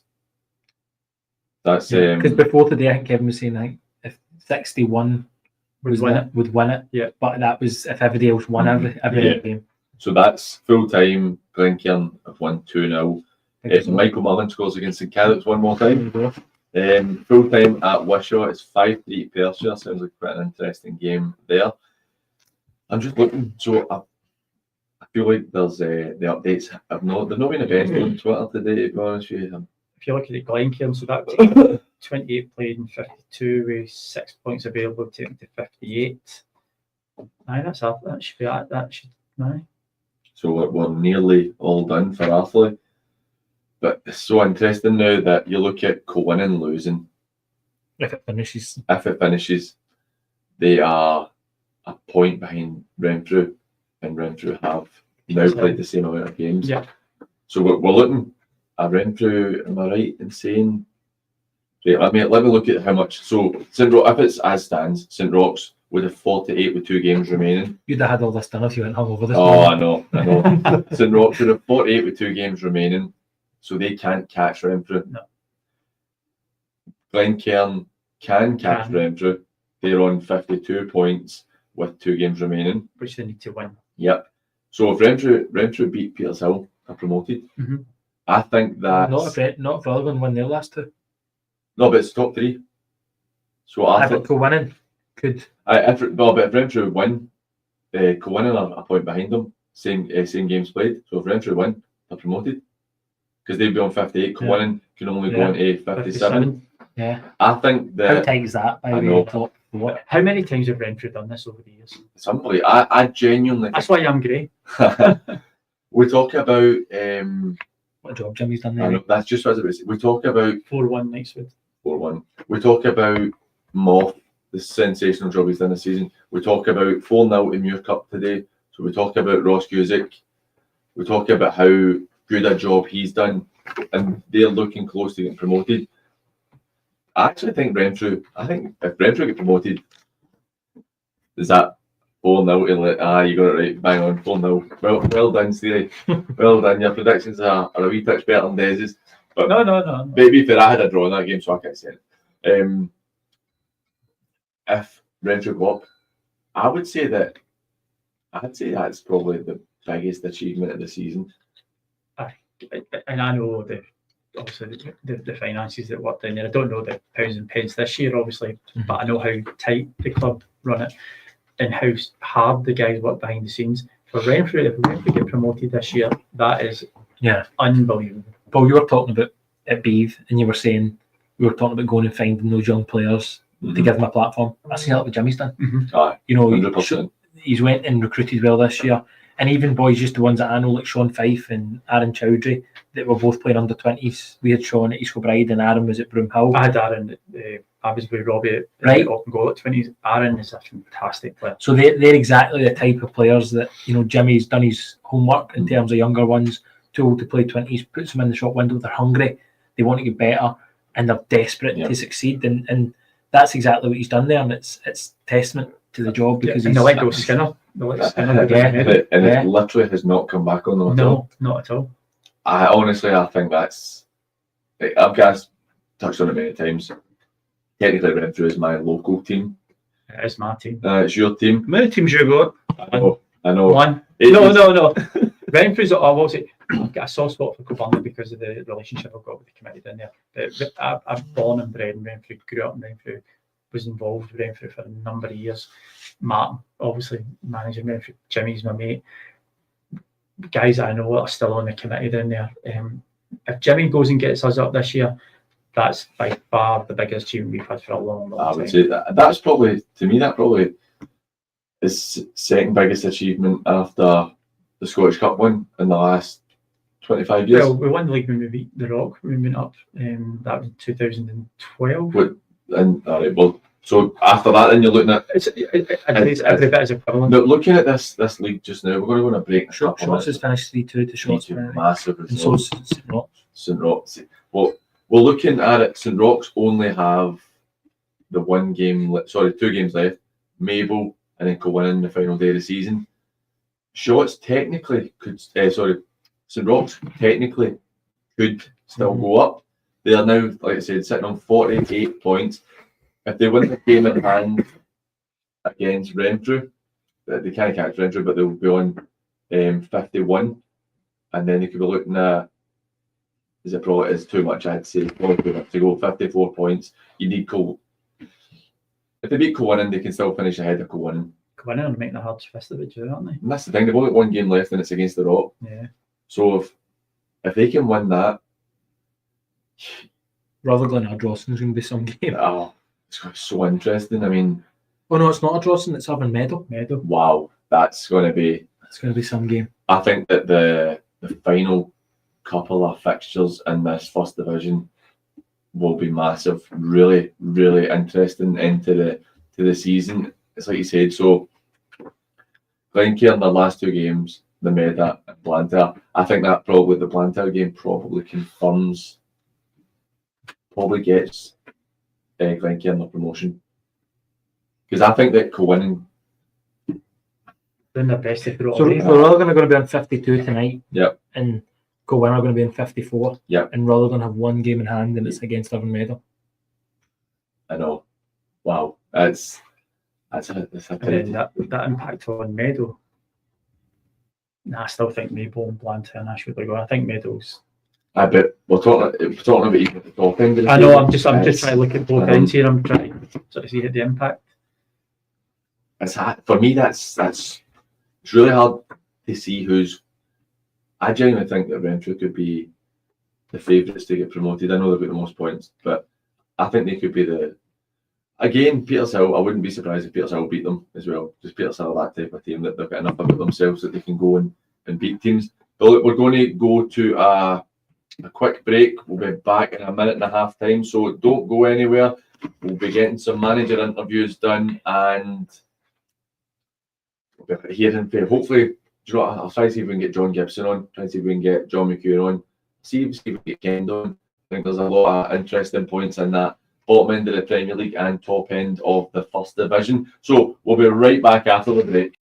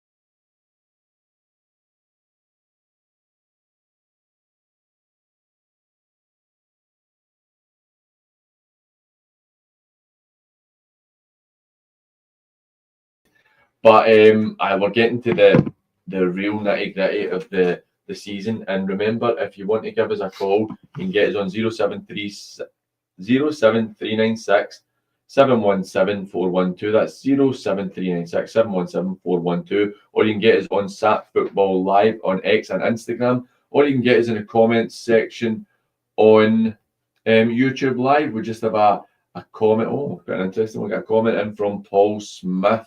Says, what do you make of the team of the year? Who would you have chosen? Paul, are you asking what we think of the team of the year that's been put out, or is that the maybe the SM Media one that's been put out? I've actually not really looked at it in any depth. What would the thoughts be on team of the year? We've spoken about manager of the year. What would the thoughts be on a team of the year? Is there anybody that's stood out for you guys that might be one worth looking at? Who actually picks them? Who picks them? Right, Clubs so you only go. I'm going to the clubs put forward their nominees, if you like, and then I think SM Media will pick based on what the club nominees are. So as far as I'm aware, that's pretty much how it's done, and I feel for Scott in a sense with SM Media because It's a thankless task. we spoke about this in our group chat. We spoke about a team of the year and stuff, and I was like, I don't get to enough games to know who could be in the team of the year. I could tell you based on stats that Nicky Little should be in the team of the year. That Leishman should be in the team of the year because he conceded the least amount of goals. I can tell you stuff like that, but I don't go to enough games, and I know that it's just that it needs the league to really help. So Paul has confirmed that it is the SM Media one. I'll actually see if I can get it up and we'll have a wee look at it. But I think it's so. I thought it was pretty accurate when I seen it. I thought it was is that the names in it that you would probably expect. I think these things are so subjective as well that it is really difficult because you might get. I gave a couple of Clydebank players as an example, but if you hate Clydebank, you're less likely to put a Clydebank player in the team. I think for us to pick it, certainly over the last few months, because we've been in here on a Saturday, we've been doing it an injustice because we don't we don't see it live, and we can only really pick it off of stats. Earlier in the year when we're getting out to games and we're seeing it every week and we're picking about the odd midweek game, you're getting an opinion, but it's not a consistent opinion because we couldn't, as you say, subjective. Nicky Little, you think, he's got to be straight in there, but look when you look at the Premier League teams, and obviously when Martin was in at St Cadoc's, and you're picking players for lower leagues because you're getting out to see it. Just because they're playing at a lesser league level doesn't mean they're not as good a player, because they're the guys that then go and shine the following year. Absolutely. I was actually just, obviously we gave the full-time score with the Shots game. I didn't realise that Shots scored in the 90th minute and then Benb scored in the 93rd minute. Didn't they? To make it a real interesting finish. I'm trying to see if I can find this team of the year. What would be, Paul, since you've put the question to us, what would be your view on it? So just leave it in the comments and we'll put it up. So we have the amount of work Scott puts in this is ridiculous. I'm trying to find the Premier League team. We've got the other leagues. That's 2 plus division.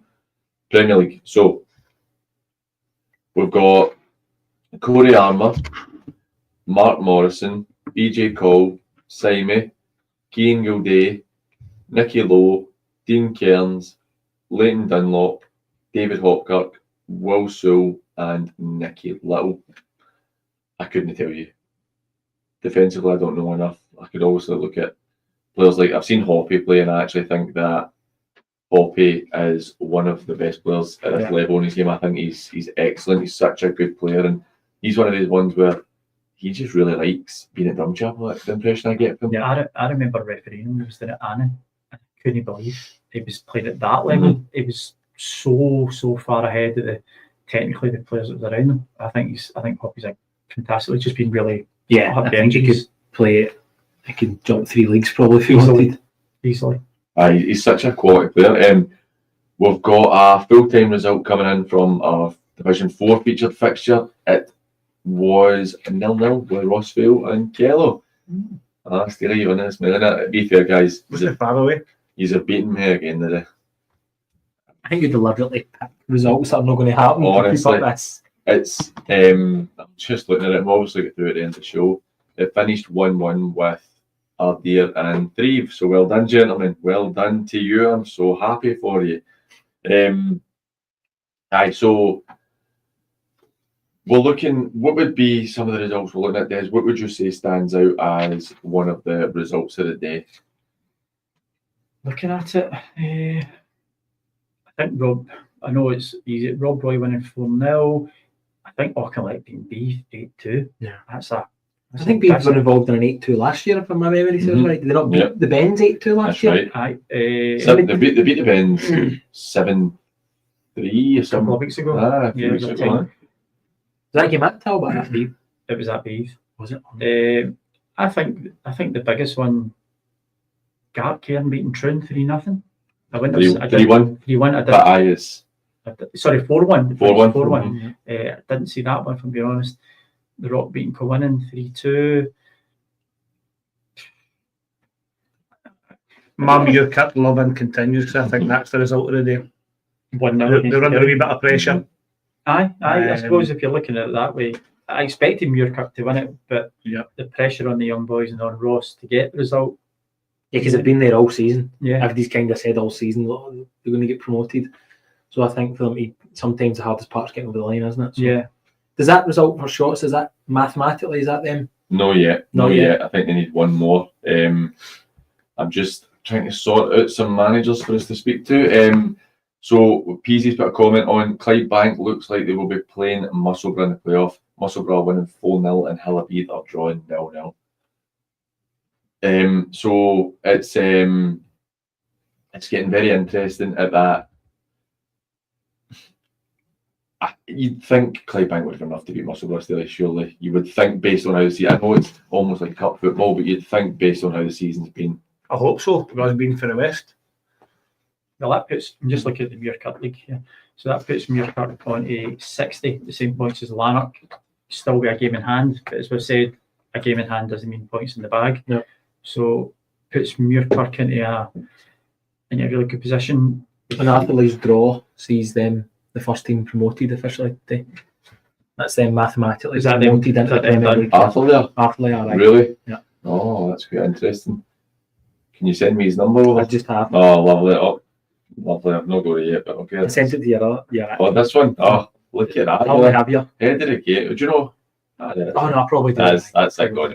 As I said, Um, I think that's it. Jimmy couldn't have picked any better results at Renfrew. No. That's and yeah, because is the Renfrew Petershill games at New Westland Park? I'm going to check just now for you.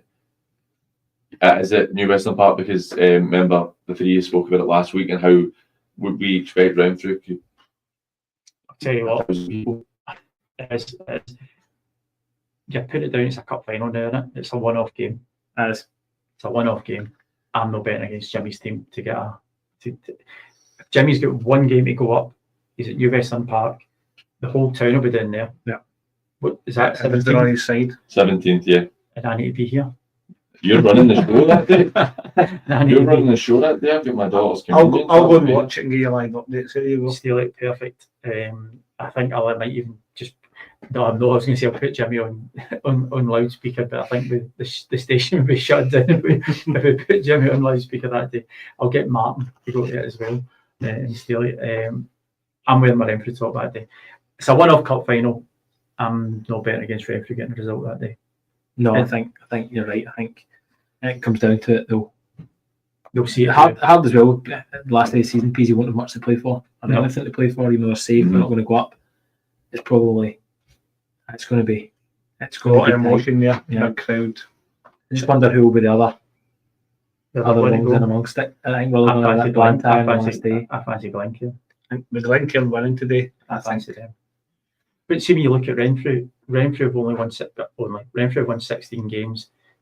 Petershill 30. Renfrew 7 draws. I mean, see if you take 2 draws out of that, we're already up. That's just It's crazy, isn't it? I mean, the thing is, Renfrew might lose and still go up. yeah, just depending on the results. If results go their way, right? You look at St Roch's. We've clearly shown today they can beat Koburni. If they beat Koburni can't catch Renfrew. No. So a Renfrew defeat's still fine. St Roch's can't catch Renfrew. So, Glen K. and even at that, Be gutted for the guys at Koburni as well. You know, I think I'll be after, gutted for whoever it falls out of that 4. But I know Big Colin down there, obviously when Tiff was there. I think I said to you last time I went down to the last 2 player of the year overnight doos with Tiff and Colin and the guys down there, and you know what a big club they are and how desperate they are to get back to the Premier Division, and probably have exceeded their own expectations this year, Koburni. So I would be gutted for those guys as well. But somebody out of that 4 is going to be devastated in the last day, aren't they? I think both Koburni and Renfrew have outplayed their Yeah. own expectations. Yep. I know Tiff well, and I know he worked ever so hard there. But what Kev's done down there this year, I think if you'd asked Koburni at the start of the season, was that their aim to get promoted, or was it? I think it was again? just I stability. think it's consolidation now. Yeah, I would agree. I've just had a message in from Drew. Hurlford and Shotts / Benb still battling because of the threat of the 4th That's relegation true. place. Yeah. If Clydebank Yep. don't go up, then Somebody's got to come Then back. there'll be 4 Mhm. go down. That's so true. wow, that's another Why the West will be back in Clydebank. yeah. big thing. Because let's be honest, they're not going to want that to happen. It makes everything so much more And it streamlined. could have and easier. flipped if Clydebank, if Gala were the team to finish bottom and Clydebank had went up, then 4 would have went up in the first. It's interesting, isn't it? Yeah, so it's depending on because Gala went into the East of Scotland League. Mhm. That meant Renfrew were promoted. It would have. If 4 were going up, If Renfrew. Gala had finished bottom, but because Broomhill are going to get relegated to the West, they're the only Stop team that this. would. It's very interesting. I'm going to text me quick tonight. I know, but I think, do you know, I feel more comfortable doing a manager of the year. And we're talking about player, team of the season and stuff like that. I would feel much more comfortable doing a manager of the year. Hmm. Who would your shortlist be? You get John McEwen. John McEwen, Moff. Quicks. Jimmy, Ross Cusick. That's crazy. What other divisions are we looking at here? Michael Pender. I think people underestimate. Michael Pender. I think people see because the last 2 years Rutherglen have battled up the top end of that table. I think Mhm. people just Assume it's kind of assume where they should be. But I think Joe and Billy at Rutherglen, the job they've done over the last 2 years to have them competing to get into the Premier Division is fantastic. You know, there's a lot of clubs, touching on what you were saying, sitting below them, Des, that will have bigger budgets and bigger resources, you know, than rather than Glen K, but because they've been consistently competitive over the last few seasons, people just expect it to happen. Whereas if Rutherglen had finished in the middle of the table, I don't think anybody would actually bat an eyelid. No. But the fact that they're going to give themselves a chance to be in the Premier Division the last day, the job that Billy and Joe have done there is fantastic. No, I think that in that first division, I think that barring Arthurley, anybody finishing in the top 8, like your Cohenans, your Glen Cairns, you'd say an all right season. Apart from Arthurley, and I agree with you. I think they've done a really good job, and it is the consistency. Yeah, it's like Renfrew. What were Renfrew last year? Exactly what I was about to say there. The podcast I remember, we sponsored the last home game was against Shotts actually last year, and just the turnaround and what they've done this year. Yeah, it's in Jimmy and Ryan, they've done fantastic, absolutely fantastic, and the guys behind the scenes for what they provide for the club as well. Renfrew is was a sharp. 3-1 to Brora against East Kilbride. So what that means? No, it's 5-4 to East Kilbride. Oh, sorry, still one in it. Still one in it. Now half an hour to go. Now this brings. We're going to come back to that, Rick. So I'm going to go to John Gibson just now, and we'll speak to Gibby about their win today against Blantyre, his former club. That's massive. Big goal, that. Hello. Gibby, congratulations on your 4-0 win today. I actually didn't realise until I was just doing a wee intro before speaking to you that I forgot that you were the Blantyre manager as well. How was it getting the win today? It was good to get a win. Listen, I think we're on a draw about last 6 games we won 4, so that's us picked up 2 wins in the last 6, so 3 to go. It was a good win. But Blantyre got a man sent off early doors, but that was because it was an area we tried to look into, and we've sprung them in behind them, and they've got a man sent off, and then we've scored a couple of goals. They could have rewarded it, but the boys kept the ball moving quickly and really put a lot of pressure on them and never let them out. So good. So it's a good 3 points for a difficult time of the season. It's welcome 3 points for us. I think it's even more welcome when you look at some of the results with teams about you. That now moves you into 11th place ahead of Koburni and the Meda. It's been quite a tough season for you guys. Obviously, we've spoken about it in the show before as well. How pleased are you with the fact that you're now starting to pick up more points consistently, and that the team are maybe looking a bit more like how you would want them to be? Listen, that's exactly what it is. Listen, I've said it before about coming in late into the season, into the pre-season and that, and everybody really had their players and that, only 2 signed, and I know I brought a few good Blantyre and that, but it's trying to get them integrated, how we're trying to play, how we get the boys kept it Rob, like how to get them to play, how I want to play, but it's starting to show now, and I think since Christmas we have really picked up, so we have, I think wins-wise we've done a lot, and it's all about staying in this league this season, and then we go build next year, because I'm moving, we're in the front foot for signing players, I'm on the front foot trying to get players to come to the club, so I'm happy with the progress we're making that way, so, but it's all important the boys that are there to stay in the league this year, and then we can build for next year and have a go next year. Gibby, you're saying that you wanted to have 4 wins out of 6 games to seal your safety. Now I'm looking at the league table right now, and unless my maths is poor, which there's a decent chance it is, if you beat Ashfield next week, then that is you guaranteed safety in this division. Well, listen, I know but really you look to go up the table because you don't know what's going to happen elsewhere. I mean, I think if Clydebank don't go up and Broomhill come down, then it's 4 down for each division. So you need to make sure you're well up there. I know Under 11 is quite a good one, but we need to give ourselves the last 3 games to get as many points as we can to make sure we're staying in that league next year, Paul, because you don't know what's going to happen. Hopefully Clydebank will go up and it's only 3-3, so that's what we look for, to get more points as we can to get ourselves up the league, because it's always good to finish that a high. I think if you finish that high, it's always good to take into the next season. Makes it probably a bit easier to sign players as well when they know that the team's showing obvious signs of improvement. Look, Gibby, thank you very much for coming on, mate. Congratulations and enjoy the rest of your weekend. Thanks very much, Paul. It's always appreciate it. Thanks very much, Paul. Cheers, mate. See you later.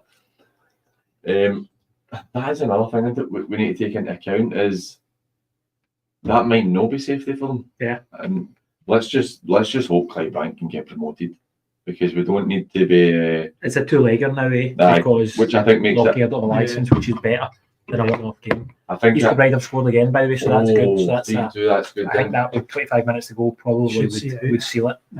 That's a massive result.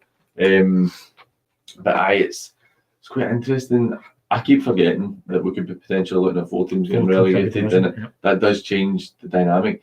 It puts a bit of extra pressure on managers as well, where if it was 3 and Gibby knows going to be Ashfield, which really should be a given with how Ashfield are playing. I mean, Ashfield have conceded 101 goals in 27 games. Yeah. It really should be a given, but when you get that added pressure, that Difficult as well. Back to what we're talking about when, you know, what your markers are in terms of finishing and where you have to finish, because you're going to have teams in the last day not knowing if A win's a win's enough. Yeah. You know, and then they're going to be sitting pensively waiting on Clydebank's playoffs. It's difficult. You would like to think that Clydebank have enough, and we've seen their quality. I mean, the fact they go out today, they go and win 5-1 with what's perceived to be a weakened team, and they're drawing players. And Davil are fighting for every point as well. Which Yes, it would have made it easy for them. Yeah, exactly. But then Nicky Little comes on and scores a hat trick in 7 minutes. So it just shows you the quality and depth that they have. I just like you're saying, I don't. It doesn't sit comfortable that you go out in the last day of the season and that a win is not enough. Yeah, not knowing if that is going to be. That is the thing. You could be sitting 4th bottom of the league on the 17th. Clydebank have beaten Musselburgh on the 17th, and you're thinking, right, that's good. We're looking safe here, and then Musselburgh are going to beat them next week, and that's you get a week in limbo, and it's no great. I mean, I appreciate this isn't one of those ones where like this isn't the league's fault or anything. This is just as it's just how it is the setup, and it's not ideal, but circumstantial. At the same time, it's no ideal. But Des, you're going to have some last day. You're going to. I can guarantee. I'll know it's the last day of the season you're missing. As I know. I can guarantee you, I'll not be going out in the night before. No, like you, Paul. I'm a big man. Professional. It was a double quarter pounder. I mean, like, what is it? Do you know the worst thing for it? This is it. Honestly, he actually said in the car, he went, it was his turn to drive us. He went, you're in back. See, when we turned up to pay for it, he's actually got a code for points. So I'm like, how often do you go to McDonald's? I've got 11,000. I'm more disappointed that I'm away. I didn't get a shout. Do I want anything from McDonald's? Just remember, I did not have the. Send me a number, Facebook. For next time. I did not have the capacity to be offering anybody anything today. My head's been absolutely fried. I mean, I've said I was part there before you. You should just have jumped. I know that, but it doesn't matter. It's just I'm even now struggling to put a phone number. The Chinese tonight. My old dear works in the Chinese, and every Saturday I'll get a phone call. You got a Chinese in tonight? And I've been eating quite well. I've been focusing on my running because I'm doing this ultra marathon for charity that Des is going to be cycling it with. So I've been really consistent. I have not missed a run out of my last 29 planned runs. Did 12 miles at 7 o'clock yesterday morning. I've been so consistent. Have you done any of the sessions that I gave you? No yet. I've actually still got it in my bag, but Is that your Sainsbury's bag that you bring every week? It's one of my. I have one Sainsbury's bag for in here and I've got a Sainsbury's bag for something else. It's embarrassing. Des thinks I'm embarrassing still because I kick about with a Sainsbury's bag instead of an actual bag. Well, listen, if it's good enough for Kieran Tierney, I'm sure it's good enough for you. Exactly. You know what I mean? It's anyway, you continue to talk this because I need to try and find how to put this number in. So Paul's doing this ultra marathon. He's going to get in is it 14 grounds you're going to? 16. In my past, I was running, but I can't do it anymore because my knees are. So I said, I'll cycle it with you. But we've also got Pollock manager Stuart Maxwell joining us as well. Yes. He's going to be doing it. I think Toby's going to cycle it with us as well. Is he? I think he's going to cycle it. So if anybody wants to donate to Paul's worthwhile charity, say, Yes. don't worry, Paul, I'll pick it up for you. Do you know what? And I really appreciate it. Is before I'm going to phone Kendall, the St Rock's manager, a wee second before we go on our break. But for the charity, I've kind of not really went into too much detail about it, but it's for the AT Society, which is a degenerative condition. Basically, it severely restricts your life expectancy. And the reason I want to do it is my friends, they lost their daughter to it last year and their son has the same condition. So the life expectancy is a lot shorter. It's late teens, early 20s at very best. So sadly, Maria died last year, and Ben, whose birthday it was last week, Ben was 17 last week, I think. So it's for the family, and to be honest, my mate Craig, it's his kids, if it hadn't been for him, I don't think me and Dak could have started the podcast either. He was a massive help for us. But if anybody could donate, it should be on the Twitter, and you can just want to just give him page. It would be massively appreciated. But enough about that. We're going to go to Ian Kennedy, the St Roch's manager, to see what he's saying after their impressive win today.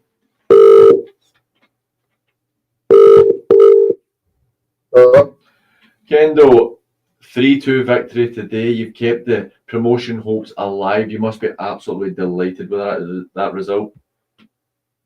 Aye, mate, of course, the result is tremendous. I thought the boys showed a bit of quality in that today that was required also. So, no, couldn't be happier, mate. It was a good game, I thought, to be fair. It was a good game for the spectators. But I thought we deserved to win.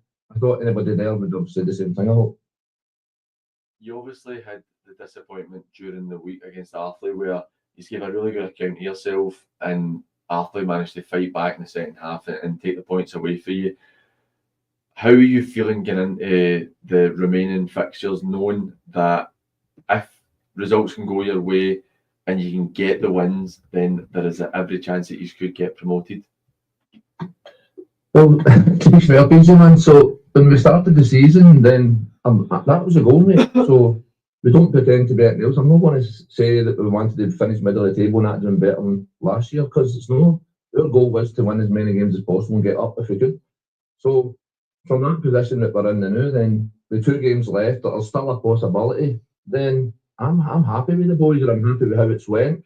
Of course, like every team, we had a wee spell just after Christmas where we lost maybe 4 out of 5 games, and it's probably absolutely killed us. But the 2 games left, still in the mix, still causing problems for other teams. That's why we want it, isn't it? Definitely is, and it makes this first division's obviously very close, and the fact that you guys are so close to being in that promotion zone makes it even tighter going into the final games. How have the boys been the last couple of weeks, knowing that they've had to go and pick up results, and particularly today, knowing that they had to pick up the result? Mate, so we got to a point where I think we started to play just after Ardrossan. We should have beat Ardrossan, been at Ardrossan, and we honestly we had about a dozen chances cleared off the line and stuff. And after that game, the boys kind of thought the wind was taking out us, and I said to them, "Look, just go and win every game that you can and see where it takes us." And that's what I've done. They're absolutely buzzing with it. They were really disappointed on Wednesday night. If I'm being honest, I thought we deserved at least a draw on Wednesday night. I thought we were hard done by, not getting at least a point. Now, it might not have made much of a difference in the grand scheme of things, but I can't be happy with our boys. Our boys have been tremendous. If somebody said to me at the start of the season, listen, you're going to have 2 games left and there's a possibility that you might get promoted, you want it? I'd have took your horn off. This division's the hardest division, as everybody knows. It's strange, mate. So, listen, our boys are absolutely buzzing. They can't wait to go to Maybole next week, and then hopefully we go to Koburni, where you just hope that there's something to play for, mate, and then we'll see where it takes us. Definitely, mate. Look, thank you very much for coming on, and congratulations again. Enjoy the rest of your weekend, mate. Cheers. You too, man. Cheers, mate. See you later. Is that no a wee bit a bit strange that, or a bit circumstantial that St Roch's have to go to Koburni with Kevin Kell looking down there looking for a result? I know, it's just strange how these things get thrown up.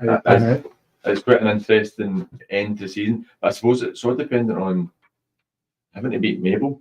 You don't beat Maybole, then it doesn't mean anything at the end of the season. Down there as well. And it's hard place to go. I mean, I spoke about Kilbride being the worst place that I played at in the west of Scotland. Mable's right up there. I've never liked going down there. It's a tough place to go. Maybole are always a tough team to beat, and the surface isn't great. Saying that, the surface at Jimmy McGrory's no the best either. So I would say the Rock was probably one of the worst surfaces I've been on. And they used to always grow the grass long as well. That was quite long on Wednesday, to be fair. Was just a quick one. Bonnie Rigg have just scored to make it 1-0. So that means it's down to goal difference because Forfar and Stirling Albion are drawn. I'm just looking at So a Stirling Albion goal would see right now Forfar with the bottom team. That's makes it very interesting. Bonnerig's not a good surface. No, it's the steep of the hill The is slopes ridiculous. really.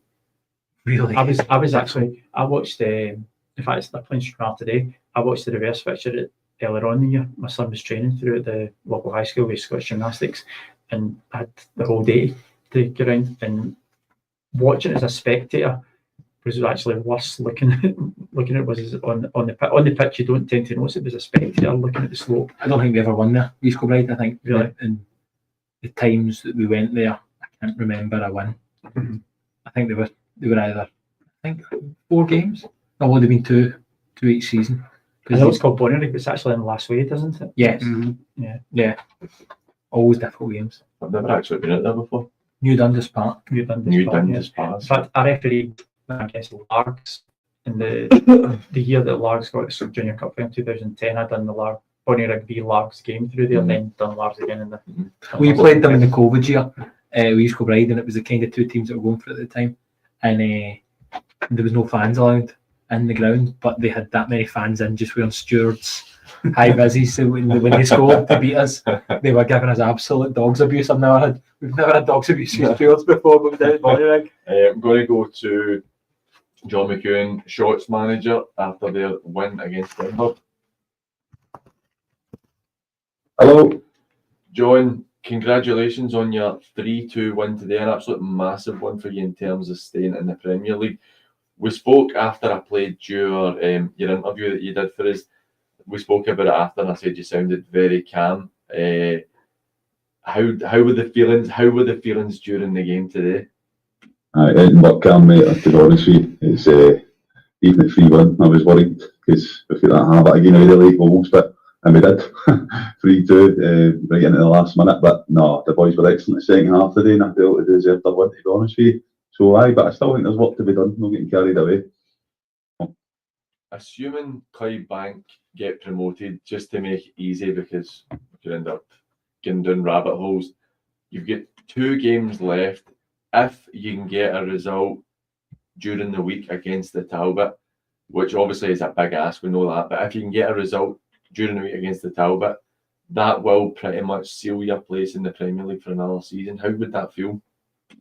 That'd be amazing, mate. Listen, as I say, Robert, as you said it there, it's not easy when it's looking like Talbot, it never is. And then after that, it's obviously Gartcairn as well, who'll probably be playing with that freedom now. So I think it's far from over. I'm quite honest. I said that to the boys earlier, it's one at a time, just keep going. And I think they've been accredited themselves regardless. I keep saying that. Yeah, I said to me Christmas time, we done it last week of the season, I had a bit of hand off for it. So they've been phenomenal. There's no secret. It's not about money shots, it's about playing a good team spirit, good wee set-up, great wee club in the ball, dug deep when they've had to, and they've been excellent. They did the Ayrshire countless times and picked up Ardier points and took some sore ones, but they've just kept going. So I really hope they can do it. But as I say, I know that good respect for the Brings and the Winters brothers and that, so they'll not give up the ghost, that's for sure.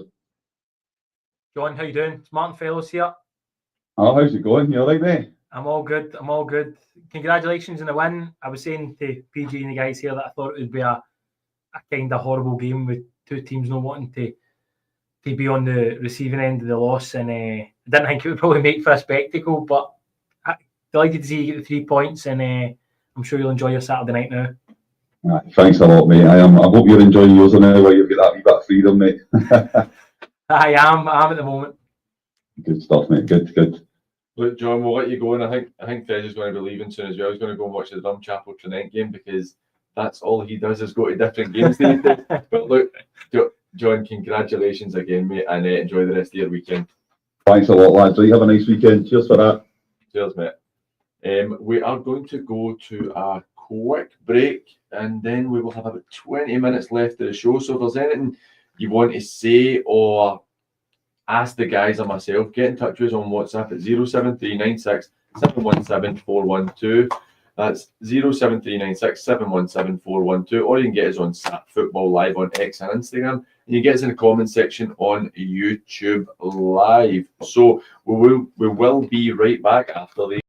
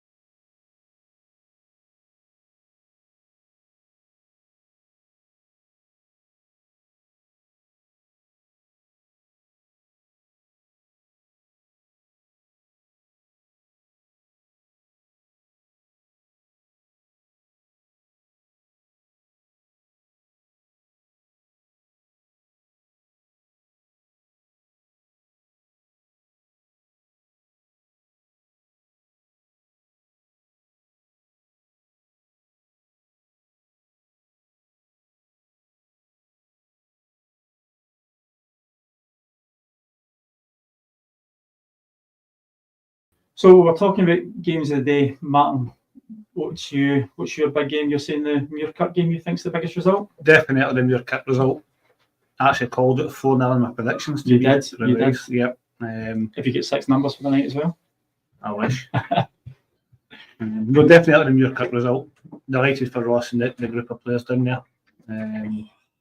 Really hope they can go and kick on and we'll get ourselves promoted. Yeah, I think we've all said for long enough that as long as we've been involved in football, Mirup have never really been one of the teams at the top end of the league that have been pushing.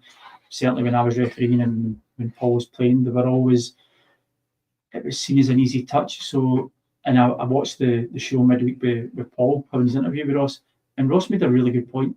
This isn't just a flash in the pan. This has been a team that's been built upon, and you said you guys played them in a friendlies in numerous times as well. So you'll have seen this team. I played them in the Scottish as well, but actually beat them in the Scottish. Drew 2 each and went through in penalties. But Ross is a good guy. Yeah. And I love a lot of the players personally as well. And he's had that age group, that group of boys for several years, and a lot of them will stay loyal to him. So it's no surprise that they're doing as well as they are.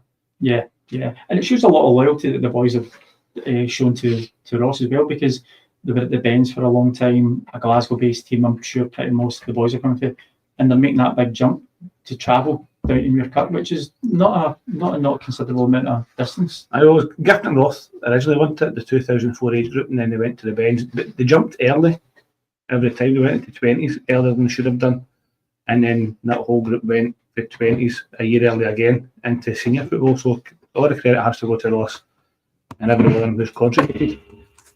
I've just got a message coming through here saying no audio, guys. Oh, well, we'll fix that. Can you Just give me that? keep going, I'll fix that. Just keep talking. Yeah, so they've shown a lot of loyalty, but again, it's just showing you Ross what a good coach and what a good job he is. So I'm sure that his work, like to talk about Sean Kenny at Ardier, I'm sure the work that Ross is doing down at Mirup not going unnoticed by the other teams as well. But Ross, and you have to ask Ross if you get any aspirations. I think Ross is a pretty loyal fella as well. Yeah. Being loyal to the club and reciprocating the same loyalty to the players who've been loyal to him. And how many times have we seen that as well? Guys that are just too easy to jump ship. Sorry to interrupt Des, because Des is in the hot seat since he's got to be taking the show in a couple of weeks for us. Liam, I seen your comment you've put on. If you could comment again if the audio's back on YouTube. If it's no, then you won't actually be able to comment. But aye, it's interesting with Mirup. Obviously, I've gone for the draw. You got it spot on when you said the 4-0. I thought that Les Mehigo, because they're so improved in the last few weeks, that the pressure on Mirup might have got to them as well. Look, like I told you at the start, I've watched the Gow twice in the space of 7 days, and they put a lot into the 2 games. Mm-hmm. Away to Kilbride Rangers, then away to Forth, and Mirup do have a young side. Mm-hmm. 20, 21, 22-year-old boys, not every single one of them. Have they got any experience plus? Have you got a couple of older bodies in there? They've got a centre half, don't ask me his name. They've got a centre half, and they've got Alan Semple, who was at Koburni and Rangers last year. Yep. So they've got 1 or 2 more experienced boys, but generally it's that 19, 20, 21-year-old boys that got that core group that's still there. Yep. I think something you've touched on before, Des, that's important is that we're talking about how young that squad is as a whole, but they have had a couple of seasons now, so there is maybe 60, 70 appearances from the bulk of their squad at this level, so they're not exactly inexperienced in that sense, because you could bring in a 24 or 25-year-old who's maybe only played at amateur level and doesn't have the experience of playing against a higher quality player than they're used to playing all the time, whereas these boys do have a lot of experience. And that's why, again, I go back to the time that we used to, when we were at Renfrew, we were bringing in Johnson, we brought in Kieran Healy. Kieran played with us for a couple of years. He went to Auckland, he wasn't getting his game straight away, but it's like the top teams are coming to pick these young guys. They'll come into a Talbot, they'll come into a Cumnock, they'll come into a Glenafton. These young boys have got a great future ahead of them. I'm really impressed with Mirup. I think they, again, could potentially be one of the teams of the season. I don't see that. No, I agree with that. I would say so as well. I think that the fact that we're sitting here looking at potentially them winning the league, not just getting promoted, because if they win their remaining 3 games, then they're promoted. They're champions. So I think that it's incredibly impressive, the fact that you're sitting with a team so young, who 27 games into the season. Now, somebody said to Ross at the start of the season, in game 27, we have 3 games left, and it is ours to lose. Like, we win the remaining games, we win the league, and I don't think that you would have got a lot of people. I don't think you'd have got anybody that thought that. And no, I actually think that as much as Ross, and you know what it's like, you have these hopes at the start of every season where you think, oh, it'd be great to win the league or to get promoted. But sometimes you know yourself that it's not going to happen. Like, you at East Kilbride, you wouldn't have been sitting there going, we're going to win the league this season. Not a but chance. You'd have been thinking, you'd have thought it'd have been great if we can. We might get a run, we might win 4 or 5 games here and give yourself a chance.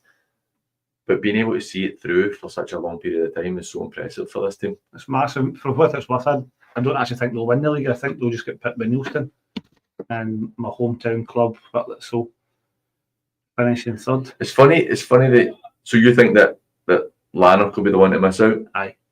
I think it'll be tight. I think the top 2 will be tied and points will go to goal difference, and 3rd and 4th will be the same. I think it's going to be mayhem. If Lanark can win their 2 games and Whitlets win their remaining game, then they both finish in 66 points, but Whitlets with the superior goal difference. Is this Steely gets predictions again? Well, Steely's going for Nielsen. I actually like this. I'm going to read that out. This is good. I'm not going to lie to you, Steely. Your details have been tremendous. So, Steely has for the 2nd division, the final table would be Nielsen on 67 with plus 38 goals. That's a goal difference just now. Oh, that's what I was just now. Sorry, right, okay. So that can change. Right, so Nielsen 67 points, Muirkirk 67, Whitlett 64, and Lanark 64. But Lanark have 10 goal difference less than Whitlett's do this time. So I tell you what, that'll be. I'm going to put that in. Can I put that in my Sainsbury's bag and keep it until the last day? No, Des, you'll need to take it because I won't be here. But I think it's very, very interesting. That's it. Des, if we go, I know they said it about audio and the YouTube, will be back running. No, I'm not getting anything through that I can see. I think we're all right then. We should be okay. So 4th division. Oh, I think this is going back to last week. Rossville 0, Kilbride 4, Saltcoats 1, Royal Albert 4, St Peters 0, Kell 3. Nah, this is last week's one. This is last week's one. You've set me up a duffer here, PG. You've set me up a duffer. Let me have a look because I don't know what you're talking about. So no, we'll take it forward from the games that are left in the Premier League. Are we going with the bottom 3 at the moment? Are we going with Benb, Darvo, Gartcairn? Yes. No. Oh, just got another wee goal update. Brora 3, East Kilbride 3. That's that done. That's it. East Kilbride, there's no way. Well, we're only looking at what? 3 minutes to go. Couple of minutes left. 4:42. Brora 3, East Kilbride 3. So we're now looking at East Kilbride. Is there any update in the Lowland League? The league. Literally just looking at it just now. So as it stands, still 0-0 with Forfar and still in Albion. And Bonnyrigg are still 1 up against Stranraer, but we're 89 minutes in. So it looks like it's potentially an East Kilbride for Forfar.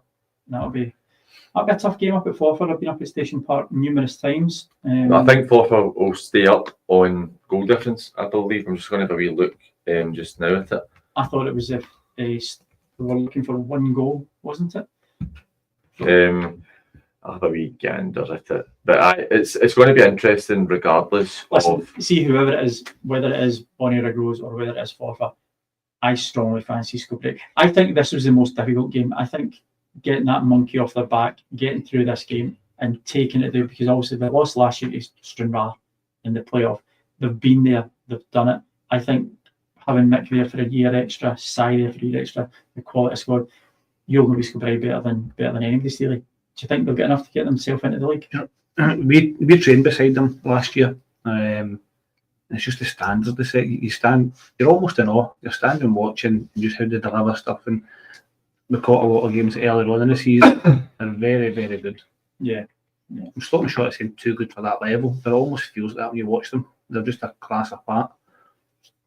I think, sorry, Des, I think that they are almost too good for the level. I suppose that you could say that about anybody that wins the league, but I think that how comfortable they've been, and they won it quite early on. The amount of goals they score as well. That's the It bit shows. for me. Looking at the table as it stands just now, so Bonnyrigg will go down on goal difference. Yeah, So that's the deducted 3 points they had has relegated them. that's killed them. Oh dear. And that's and again, Officially relegated them. and that's not 3 points they've lost on the pitch. That's administrative, isn't it? So is that not even more of a kill? I know, where it's not been. It's not been a managerial Yeah. decision. It's not been a result that they've lost on the pitch. It's something that's out with their control. And we've seen that happen with Darrell. We've seen it happen with Gartcairn at our level. That's the bit that's a killer for me. I mean, how would you feel as a manager that you have lost points, you're getting relegated, nothing of your fault? It'd be certainly tough to take. But that's the last thing I could have needed East Kilbride losing any more points we already did. Do you know what I mean? But no, that'll be sore for the players. When you're talking management. when you're talking about East Kilbride almost being too good for that level, we almost feel that's the same way with Clydebank at our level. 100%. Clydebank have definitely, that's been the case for me, I think, this season, that Clydebank, the fact that they've lost one game all season, they've been so impressive in terms of everything really this season. And see, when we're talking about Mirup being a team that's been built, that have been together, for me, that's exactly what Moff's done. Moff's is a team that's been consistent. He's maybe made a couple of changes each year. But for me, what he's got right this year is right through his spine. He's bought the best goalkeeper in the league. Probably got arguably the best centre half in the league, bringing in Syme. He's got Lee Gallagher in the middle of the park. And he's got Nicky Little up front. Well, you look at for me, the big thing you're talking about, goalkeeper and Syme is stuff. They've conceded 22 goals in 29 games. Now, and I always say it every week at this on the show, if you can concede a goal a game at this level, and that's all you concede, you are going to win stuff. And they're less than a goal a game. I mean, the fact that Johnson Borough defensively have been really sound this season, they've only conceded 29 and 27. But on the flip side, they've scored 20 less than Clydebank, and I think that's a big factor in it as well. That's a surprise for me with Borough this year. They've won games, but they've not been big scorers. And you've got Kyle Lafferty in there, who doesn't even get a game. No. You've got the McCann in there as well. I just find the Borough this year, and hopefully gets the opportunity, I think that's when Murday has to look at improving his team next year up front. And the thing is, they've obviously tried to when they brought in Diver. That's obviously the reason. But he's not a great season, even at St Cadoc's. He's not scored a lot of goals this season. And it might just be a bad season for him. Or is it that it's just harder for him? He just had a good season. Is it maybe the way that They play? Bees were set up to play them, and how because Bees under strain, they did play good football, but Diver was their outlet, and that's what was used. Maybe when he goes to a team with maybe more quality in it, do they play to Diver's strength? Does playing in the AstroTurf suit him as well when he was at St Cadoc's at the start of the year? There's whole lots of different factors you can put in it. So yeah, we'll see. Do you think the Borough Largs 5-0? Do you think that's going to have any bearing on the semi-final, Mark? Zero. Absolutely zero. Yeah, I would tend to agree. It almost feels like a free hit today. Yeah. Maybe watered down a wee bit, slightly diluted the starting 11. And we're really putting, listen, they've been respectful and put effort into it, but they wouldn't have been gung-ho and right at it. They'll be keeping some in reserve. The league season doesn't mean anything. I tend to agree. I think that Arnie will be putting all his eggs in the one basket for the semi-final. Would you bet against them down at Barfields? I know Largs beat them at the start of the season down there. It's hard to say. I think that Largs, you look at Clydebank, the only team they've lost to this season is Largs. And it's because, like I said earlier, they're a disruptor team. They are very much a team who can beat anybody. But you also look at Largs, who have only won 11 of their 26 games. So that in itself maybe says that Largs can be beaten as well. So it's hard to see what will go. A lucky 6-0 against us. The best this year, so 5 offside and a lucky breakaway. We're very lucky that day. Yeah. To be fair, I know both managers well. In fact, I'm potentially maybe refereeing Arnie's testimonial for him down there, which he kindly asked me to get involved in. I fancy Largs. I just think that they're such a stuffy team. You've got Will Sewell up front, who you would never bet against them scoring. And Largs seem to do it every 10 years, don't they? They get a Scottish Cup final. That's what we looked at. So it's every 14 or 15 years? I had them in 2010, so this will be 15 years. 15, and it was 94 before that. Was it? So yes, every 15, 16 years. And that's the cycle has come round again. Wouldn't bet against it. And by the way, I mean, you've got Drum Trinent today. That's, what's your feelings on that? Coming in this game, Trinent obviously I've seen Trinent against Kilbride at Christmas. They were 2 each. Didn't think they were terribly pleasing on the eye, but they ground out a 2 each draw. They're hard to beat. I think it'll be a tough one for the Drum. I think I've got that subconscious bias because you asked us earlier on about a result between our Western and East side, and I said it would be the Western. I'm saying the same again here. I'm going to back the Drum to go and do the job. I think the Drum could win tonight, but I don't know if they'll be able to win by the 2 or 3 that's required. But I think that it's at home park, isn't it? Yes. Home park. I think the Drum Chapel will have a decent crowd there. I think they'll travel because it is only a mile down the road. Walk down the hill. I think that they'll take decent numbers. I actually think it's a bit of a hindrance to them that it's not the Dure, because I think the Dure with the fans intimidating, right on top of you. I mean, you have the ultras, if you want to call them that, the wee boys they're doing a bottom end with a flag and the drums, and that's why you have the guys up on the hill. And that's why they had to move the game, because of the ground constraints, wasn't it? Because of the SGFA access, etc. I wonder if that's something they'll need to take into account for the licensing. Well, I know there are particular ground issues regarding, they'll always have to get screened off, they'll also have to be partitioned, they've also got to have a certain amount of showers available as well. So playing out a sports centre, would that be enough to get them through? Would they maybe have to look at, you can't have 3 teams playing out the one ground, can you? The thing is, I would be exceptionally surprised if they even looked at moving. They've put too much time and effort in. So would they have to adapt the Dure then? So that's the thing. And this, even though I'm mates with Hope, I've not spoken to Hope about this, but I have heard that they're hoping to get it for Glasgow Life this year. So if they do that, speaking to Willie King, who's on the committee, this was a couple of years ago, King, he told me this, that see where the fence is at the dugout, the plan was to move that back and put a stand in there as well.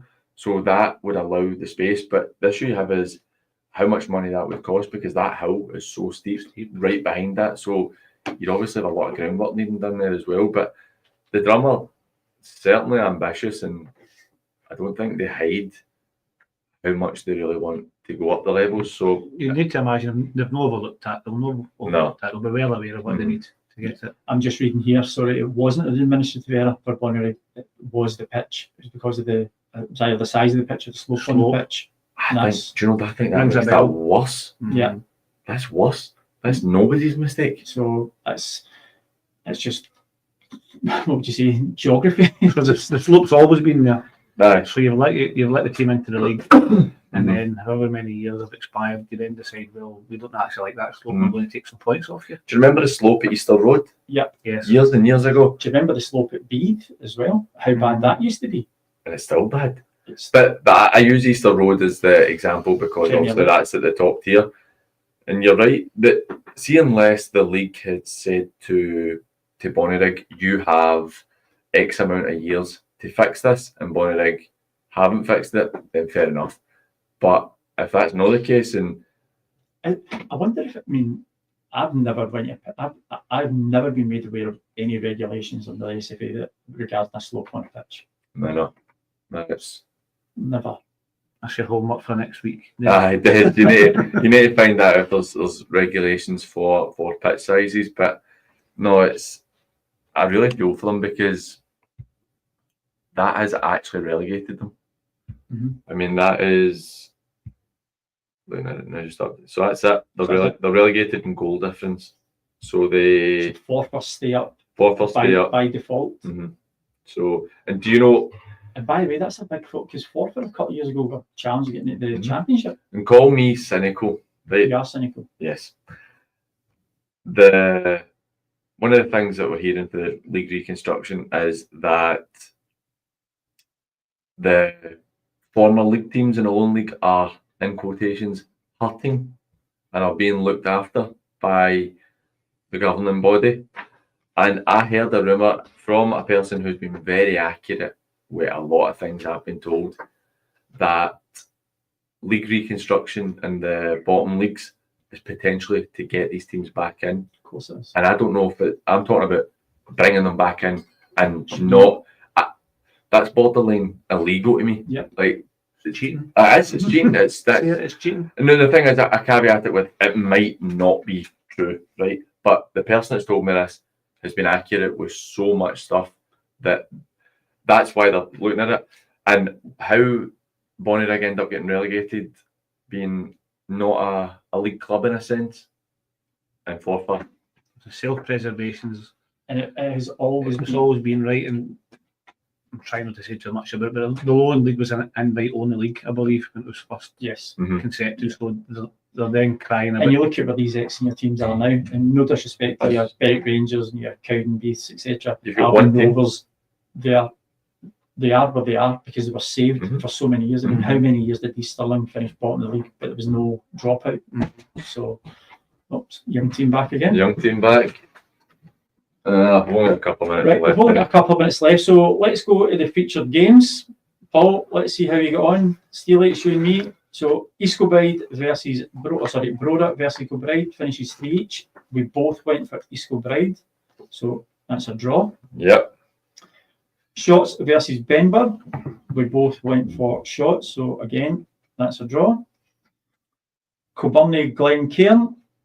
It was a Glen K victory, unfortunately. So it was a draw. Mirup versus Lesmahago. Steely, you're the man in the know. Yep. 4-0 to Mirup. 4-0 Mirup.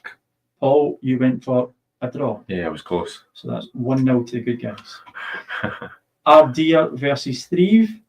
We went for a draw, and Paul went for Thieves, with the score being a draw. Yes. So that's again 1-0 to the good guys. That's good. And we finished off with Rossville against Kell. The score was a draw. We both went for Kell, so it was nothing for us. It was a draw, so it was a 2-0 win to the guests. We'll have a wee.